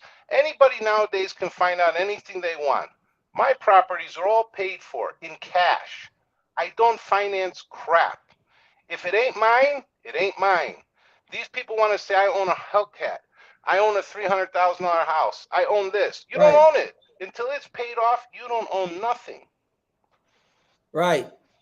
I own a box truck company. Yeah, but your truck, you owe $70,000 on it. You don't own it. When it breaks, and if it's out of warranty, then what? They're going to own you. I'm telling you, man. They need hard lessons in life. But the problem is, all you got to do is talk to the right guys. Talk to you. Talk. They don't even have to talk to me. They can talk to you, talk to Mark, talk to whoever. Just talk. Listen, hey, what do I do here? Well, get away from your dispatchers. Oh, well, see, you don't want to know the truth. You don't want to learn the right way. Those are the kind of people you can't teach everybody, and a lot of people that they're not teachable. So those people you For just 20, walk away from. for 2022, they got to understand that if you're gonna run a business, that's why I bring up the military load, the military, because you've been there before. Like you said, they mean business. They don't joke with you. Ain't no joking around. This is serious business. You go there to pick up a freight, ain't no joking. You know what I'm saying? And people have to start understand that. You want to start a business. This is not just box truck, just business in general. You know what I Mm-hmm. mean? You got to take things serious. It's like people coming out, and another thing, people coming out here and talk to a guy and think he's a buddy buddy. You know, a buddy, my dispatcher, he take care of me. You got 1 week with him where he give you 5 grand, and all of a sudden you spread your whole life to him. Let me touch on the military stuff for a second. I did 8 years in the Navy as a CB. Okay, so I know a lot about the military stuff, and I do military loads. Right. When I was home, I went through bad custody dispute with my first daughter. Like, I didn't murder anybody. I didn't kill anyone. I didn't deal no drugs. I just didn't listen to the rules. I ended up getting felonies. Okay, I've heard Mm-hmm. guys say that you cannot go on a military base with felonies, and I'm going to tell you straight, as a military guy and as a guy that goes on military bases now, if anyone tells you that, they're full of shit. It depends on a couple factors. I believe one is you can't have kidnapping. You can't have Mm-hmm. rape, as far as I know. I don't think you can have any terrorist stuff on your record. There's certain felonies you will never, ever go on the base. The next thing Mm-hmm. is usually you got to have 10 years or more. They want to see some kind of history that, you weren't just screwing around. It takes Right, right. time, okay? I have, even with that stuff, I have TWIC card, and I also have TSA number that I have through a shipping container company. I went one time, maybe 3.5 years ago. I took a load. I didn't realize where it was going. I show up at Fort Campbell, Kentucky. I said, "Oh, mama." I pull up to the gate. They asked me for my ID. I didn't have the TWIC or the TSA at the time. I gave him my license. He said, "Pull over to the side." He ran me for about 15 minutes. He comes back. He says, "You're good to go." I said, "Listen, let me ask you a question. I know you ran me and everything." He goes, "Oh, I seen everything. I seen when you were in the military. I seen when you were in jail. I seen this. I seen that. We see everything, but you're good to Mm-hmm. go." And I asked him how, and he went through the process. He explained to me certain things. You're not going on to the base. They will check you. They will not mess around. Another thing Right, is right. some guys have concealed carries. Don't think because you have that concealed carry you're going on that base. You better let them know before you cross that gate, because when you cross that line, you go into the federal law. So you Mm-hmm. ask them. Sometimes they will lock the gun. If not, they will turn you around. I had a girl one time. She had a concealed carry. I said, "Listen, Mm-hmm. take that thing, go in the woods, make sure nobody's watching you, and hide it. Then go on the base, drop your load, do what you got to do. But Mm-hmm. don't ever go on that base with the weapon, because some of these military guys, they take their job seriously and they're looking for promotion. Exactly. So Exactly. don't Let me don't a- let mess me ask around you in the military." let me ask you a question, because you bring up a topic where I'm gonna talk about this one time, one of these Sunday. But you have conceal and carry, right? No, not me. I have felonies. Oh, okay. So for people who have it, a lot of people want to know how they can travel across state line with it. But I always tell people, like, a lot of the laws are different in different states. Yeah, like I don't know 100%, but I think like some states like New York and stuff, if they catch you, they can punish you, because some states don't want those. They don't care if you have concealed carry. I don't know. Don't quote me. I don't know if it's changed. Yeah, New York and New Jersey, you can't do that. But I know Pennsylvania, even if you have a conceal and carry in Pennsylvania, you cannot go to, I think it's Delaware or Maryland. I think you can't drive through Maryland Hmm. because they'll Now, lock you up, or. I would think if you had a super clean record and maybe even military background, if maybe you're in a semi and you had it locked up or whatever, I don't think Mm-hmm. they would really put you in any trouble. But it Mm-hmm. just depends where you go. But Mm. If you feel you need the gun to protect yourself while you're in the truck, I'm all for guns, 100%, 100%. Mm-hmm. But do you need it in the truck? I don't think so. Unless you're driving around the Bronx all the time, that's a different story. Or if you're deep in New Mexico where anything can happen. So I guess you got to Mm-hmm. kind of know your own areas. But is it worth it to play just to say, hey, I have a gun? You know, just Yeah, but you got no, but you got crazy people out there. You got people who are you got this is why so I know this doesn't happen to a lot. I mean, a lot of people don't have the privilege to do stuff that everybody do, but I'm in Texas, right? I've been mhm, here since I came here Friday evening, right? And mhm. I've been in the hotel from Friday, Saturday, Sunday. I'm gonna leave tomorrow. So I got my truck parked outside. I'm at a hotel, but there are drivers who cannot afford to be in a hotel like me, and then they have to be at that truck stop. No, it might not be the same truck stop, different truck stop, but there are some areas out there that is real creepy. You get what I'm saying? And the thing about the truck stop is that it's so many people coming and going. It's like a stranger exchange. You get what I'm saying? You Yeah, park your truck, you don't know who profiling it. You pull up at a truck stop and you walk through the parking lot. There are people sitting down in the car. You don't know who is who. You get what I'm saying? You got people who you go to the Love truck stop at night, and there are so many people homeless in the parking lot. mhm. So you don't know. One guy might be down in his luck. Here you come walk by with your shower bag, and you might stuff your rag a certain way, or your soap dish, and he might thought his whatever illusion get hallucinated because he thought money was there and check you. So I don't think it's really people really need it. I think it's more so you gotta I really just be it's I out think you here could is do. crazy. I think you could do a whole another show on that. I think a lot of it depends of where you came from, how you handle yourself, how you walk. We got a lot of people that got into the trucking industry and they came from little small towns, and if they even see a black guy, they get scared. Yeah, yeah, It's just yeah. the way We people yeah, are. we thought yeah, we But know that part of it. I mean, but even when you walk through the truck stop, I mean, if you walk like you're going to the park, yeah, maybe I don't know. I just it depends on the situation, but I think a majority of the time it's desperate people or drugs. If they're on drugs, but that's you what I'm kind of have saying. to. There's a lot of desperate people at the truck stop, and a lot of people at the truck stop. You go to Walmart, and there's so many homeless people in the parking lot.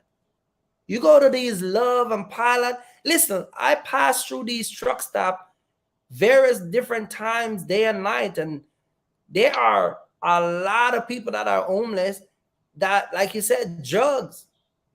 Wife left him because he can't leave the crack pipe. You got to be Just aware can't. of your surroundings. Right.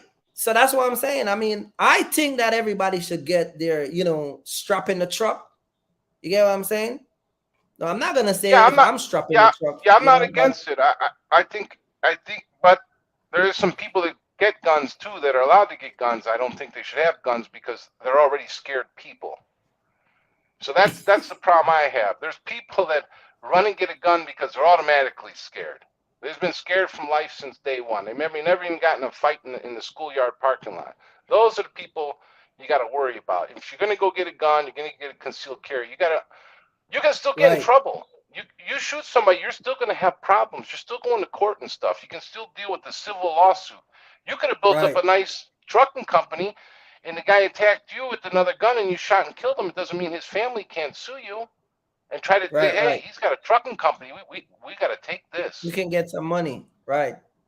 I know a guy I when don't we know, got out of man. I know a guy when we got out of high school. Clean record. He was a bail bondsman. I think it was bail or Mm-hmm. bounty hunter. Bounty hunter. He happened to be looking for a guy that was at the same location where the Fed showed up.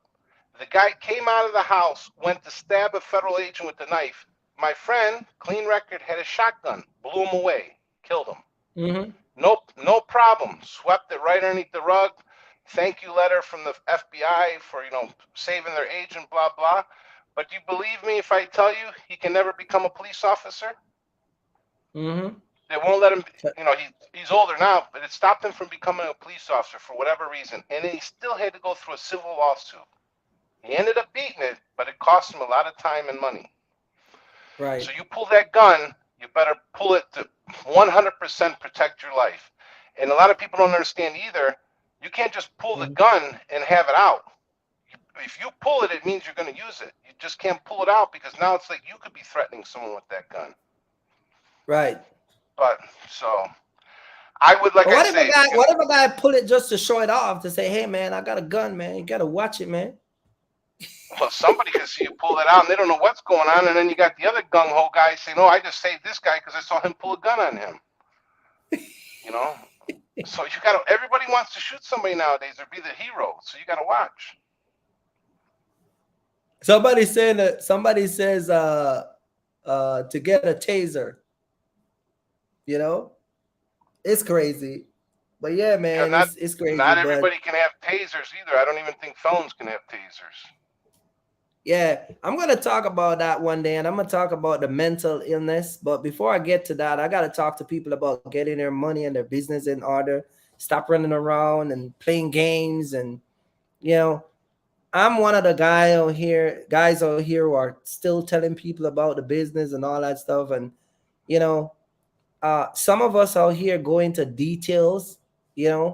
Some people say, you YouTubers giving out free information, and I see YouTubers giving free information, and them same people still ain't taking advantage of the free information. You get what I'm saying? So the truth of the matter is it us YouTuber or is just you? You got people come in my comment section. Oh, Kirky Fresh. Oh, what kind of truck is the best truck to buy? Buy a Eno 268, 98 inches high at the door, air ride suspension. Give it to them. Then they go into another YouTuber. Hey, Vic, what's a good truck to buy? Then they go to Mark. Mark, what kind of good truck to buy? You get what I'm saying? They don't listen. They're like zombies. You get what I'm saying? And then they're not focused. You're looking in the comment section and you look like, this dude asked me this question Sunday.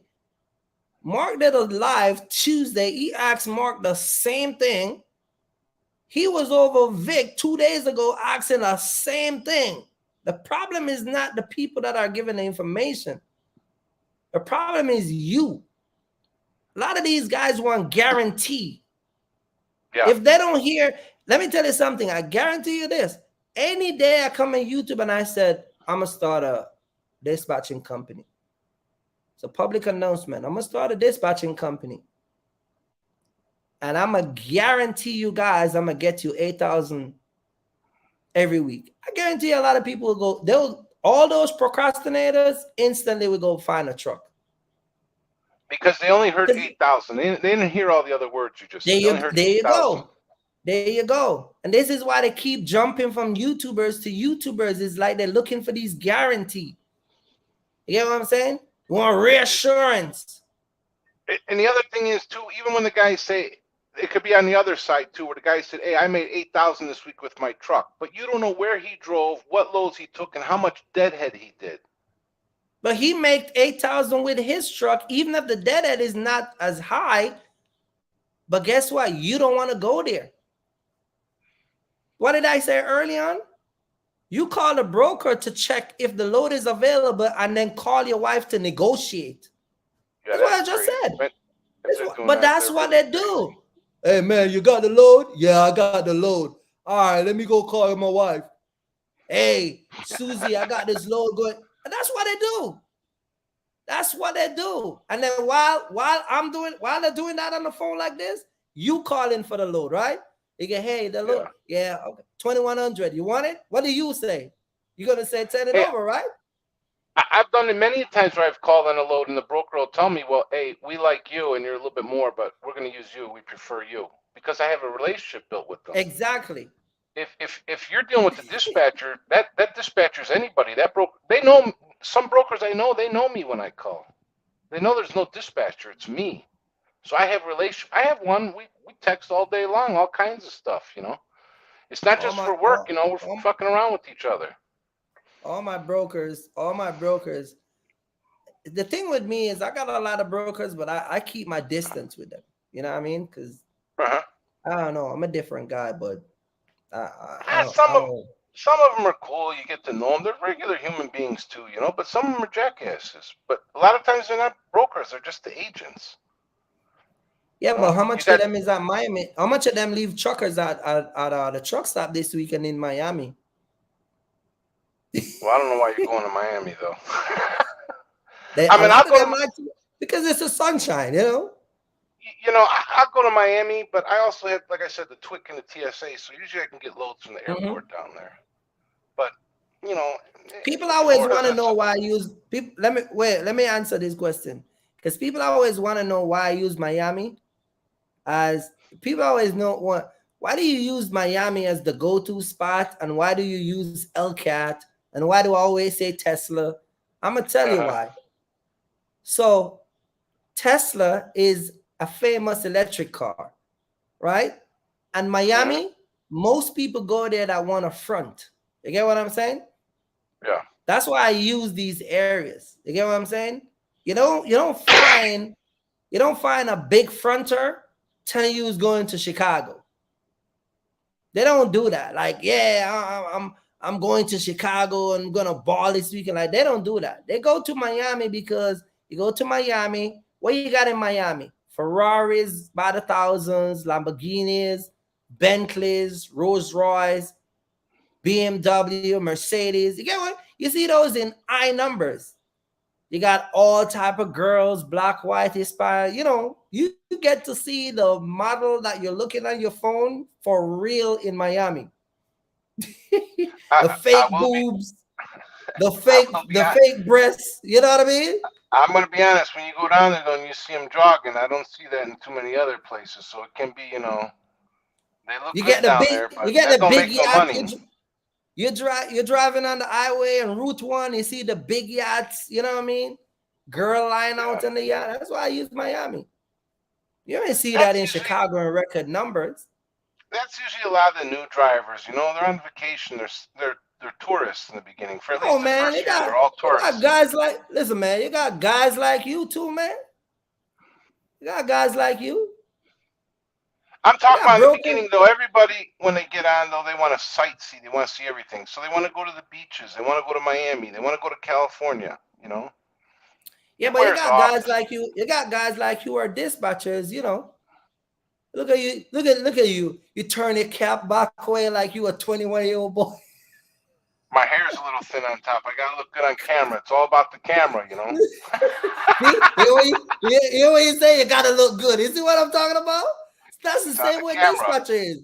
I gotta look good, man. I think I look pretty good for 50. What do you think? I'm holding up pretty good? Man, you an old man. Look good. There's no such thing look good at 50. You're an old 50-year-old guy. Ain't no girl wants you. Man, I'm telling you, I can still tussle with those young guys, man. These young guys just want to vape all day and lay around. They're talking about you. Mark DeMetro was at the gym. You know how many girls is gonna look at Mark versus you, man? No, man. Talking about looking good. Hey, man, you an old man, listen, man. Hey, listen, my last one when I was 45, she was 24. I don't want to hear it, Kirky. When was the last time a 24-year-old give you her number? 5 years ago. I got a new rule now, though, Kirk. I don't want any more Americans. I'm going foreign now from now on. You could go to Jamaica. You an old guy. I had Jamaican girlfriend before, be honest with you. But she liked to fight. Yeah. You are Jamaican girl. Jamaica was violent, though. Violent, biting, pulling my hair. Man, let me ask people in the chat, man. This guy said it looks good for 50. Oh, man. You cracking me up, man. You're looking good for 50, man. Oh, I think so. I should have colored the goatee, be one of those fake guys. Man, at this point, you better use your money to back up that little chubby face you got. Hey, Hey, I'm half Greek, half Italian. We like to stay healthy because you got to think when you hit 67, you start to get skinny. So I'm gonna look perfect. Someone say you look like 45 in the chat. See? And no 20. You said 24-year-old was the last girl I gave you a number. Ain't no 24-year-old giving her a number, man. I'm telling you. Listen, man. You better Right now. Right But now, I had resources. I had to get rid of her though. She had daddy issues. I wasn't gonna be the daddy. Man, listen, at this point, resources is your only outcome to get young chicks. Mark the mentor just leave the gym.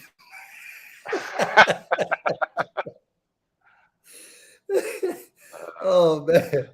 I'm just messing with you, man. You know I'm just messing with you. I know. Anyway, but I'm here, man. Let's keep watching, all right? All right. Kicking me Hey, off, man, I gotta call. you need to drop some new contents, man. Listen, I'm working on it, but right now I'm working on a video because I'm going to bust those 14 companies, but that's going to a lot of brokers and that's going to our load board company. I'm actually working on it right now behind me. Not behind me, but in front of me. Yeah. So, yeah, I'm going to start doing some stuff. I just, I'm watching. You guys gave me a little bit more motivation. Trust me, I got a lot of gear. Tons of gear. Yeah. I mean, I have it even in the vehicle. Cameras, everything. So, even... I switched this iPhone 14 because I don't know, for some reason, when I was connecting with Mark, we were having some connection issues. Might be something I have hooked up wrong, but you guys use that StreamYard, so I think it conflicts a little bit. I'll get it going, but listen, you need to go to the Philippines and get you one of them Filipino wife and bring her back to America. And bring her back to America. Yeah, I heard they're very loyal. And she'll set up all your StreamYard, your YouTube. She'll do all of that for you. Oh, yeah? Yeah, seriously. She'll do all of that. Because you just say you don't want no Americans, right? You just say you don't want no Americans. I'm done. I'm too old. I don't got another 10 years to waste with the American ones. You need the foreign one. Cook, clean, no drama, be nice. Hi, honey. How are you? Just like that. Yeah. Your wife is what, Jamaican? Yeah, my wife is Jamaican. Yeah. She slaps you around? All the time, man. Yeah, that's good. So much so, that's why I'm not home. That's why I don't be staying home, because I get slapped around all the time. You know what I mean?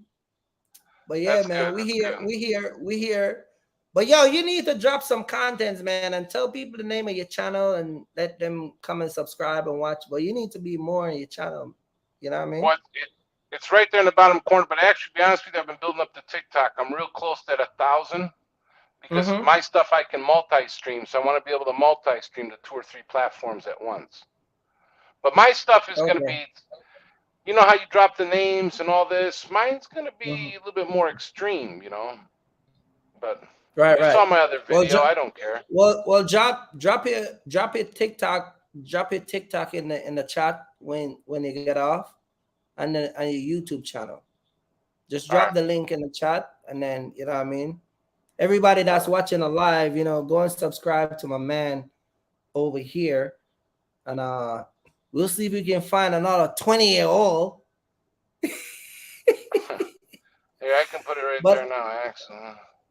Yeah, but keep watching, man. I'm gonna close this up because I gotta get out of here. Yeah, you guys be having these streams so late, man. Again, man, you are old man, man. See, this is the thing. We're young cats, man. We can stay up forever, man. But listen, someone's got to dispatch ourselves. We can't be staying up like Mark, so I get stuck to like 2, 3 in the morning. Oh man, Mark. See, this is the thing. I don't have a dispatcher. Man. I got to be up 7 to dispatch myself. Yeah, well, I can stay up till 3 o'clock and still wake up at 6 o'clock and still jump in the truck and drive, man. Well, I can do that, but if I can still sleep, I like you're turning into a teddy bear, man. That's what happened to you, That's what all the ladies call me, teddy bear. Yeah. See? You know that. The 40 and above will call you teddy bear, but them little young chicks, they ain't gonna call you no teddy bear. Yeah, I'm looking for over 40 now, but I don't want her looking like, she's got to be a little bit in shape. As long as she can cook, man. Greeks and Hey Italians, we man. like to eat, you know. Food's Hey the way to our man. heart, you know. Hey man. I don't get into the relationship aspect, man. I want to keep these guys with money in their pocket. Because any day I start to talk about relationship, it's gonna be crazy. But I think I'm Well, gonna switch my channel over to something different. I know I'm gonna switch it, you know what I mean? But what are you yeah, gonna switch it to? I don't know. I gotta find me a topic, you know what I mean? So it is what it Just is. just call it Kirk Gone Wild.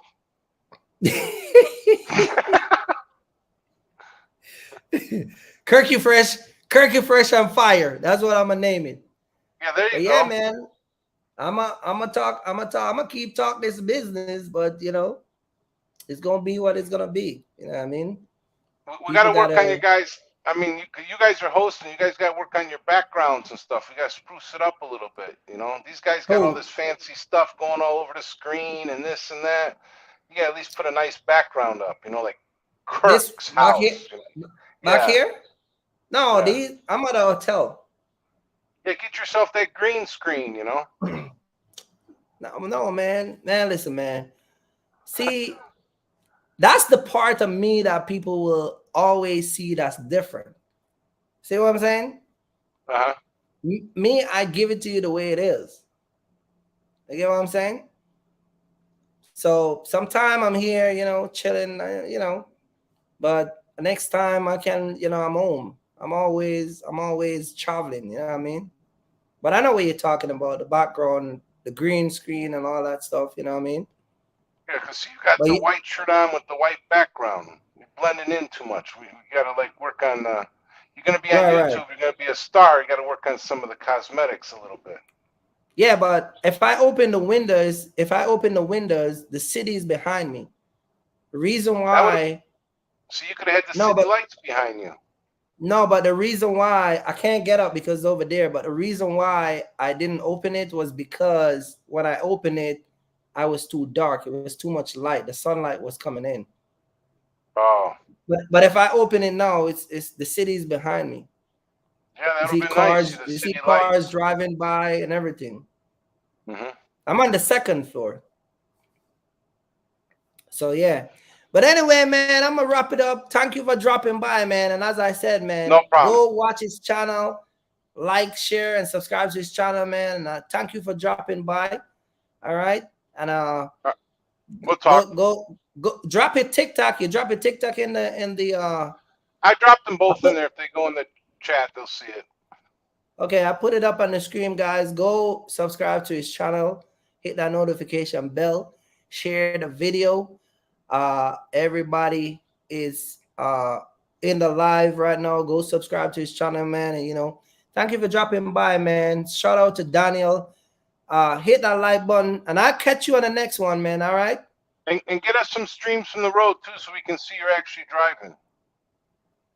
Yeah. I'm gonna do a couple live. You know what I mean? But All right. I'm gonna do a couple live. But yeah, I got you, man. You know. But yeah, I got you. I got you, boss.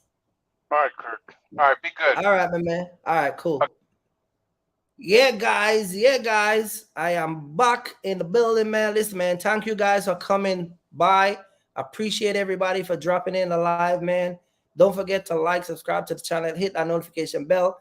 Daniel, man, Williams is in the building. Shout out to Nick.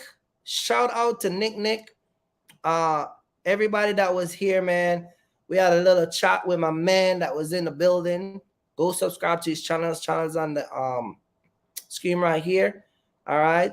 Shout out to Mark the Mentor. You know what I mean? I'm gonna jump and watch Mark live right now. The topic tonight for Mark channel, man. Man, I'm telling you, oh man, the $1 million box truck cargo van illusion. Man, listen, man, I'm telling you, I'm not gonna miss that tonight, man. I'm getting ready to go. Oh, man, listen, man, I'm telling you.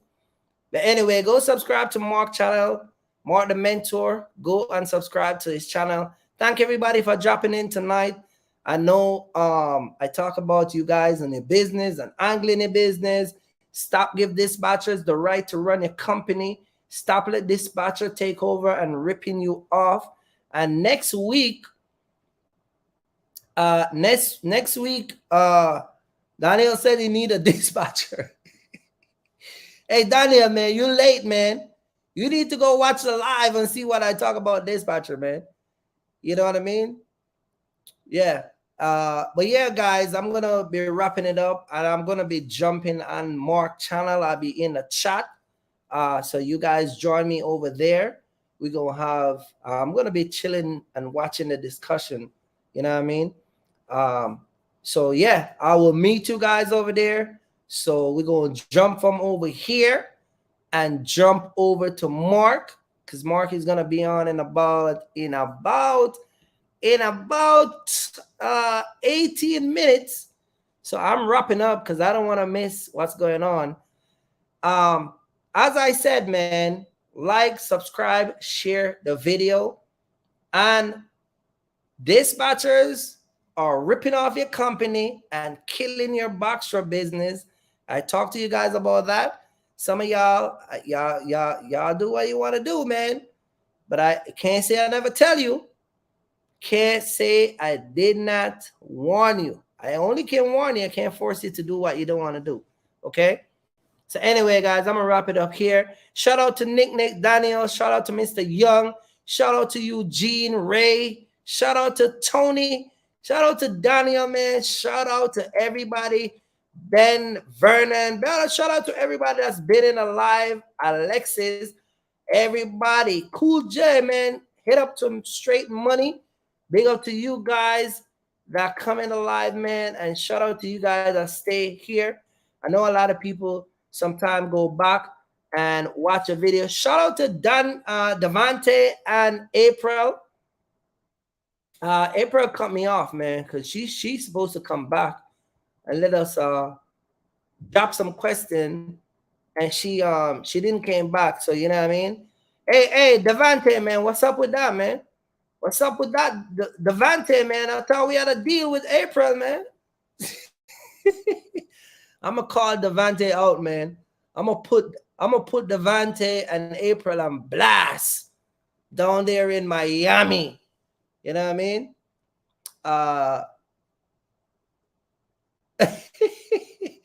My man said the only way it's getting a dispatcher is unless they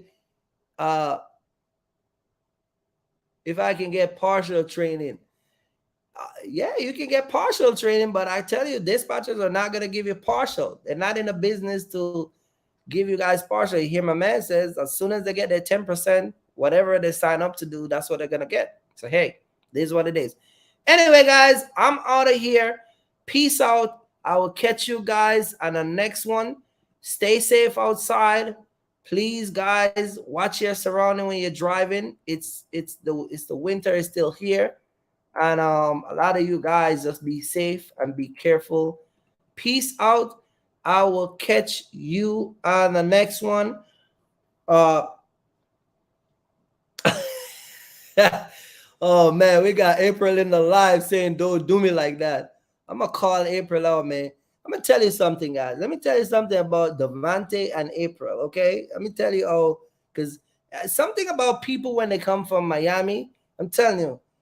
These people I told you all this time, these people got Lamborghini. I think Devante, he's her husband, and they both got money. You get what I'm saying? And they always have good weather, so they can drive around their fancy cars, man. I'm telling you.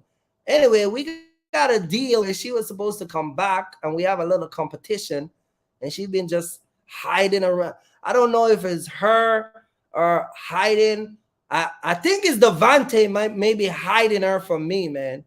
I think Devante might be hiding her from me because she's supposed to come back and I'm supposed to drill her on some question so she can get some money. She's from the Pensacola area, Pensacola, Florida. And I think Devante is the one that don't want me to push her to the limit so she can get that cash, man. But anyway, man, peace out, everybody, and I will catch you guys next week. Peace out.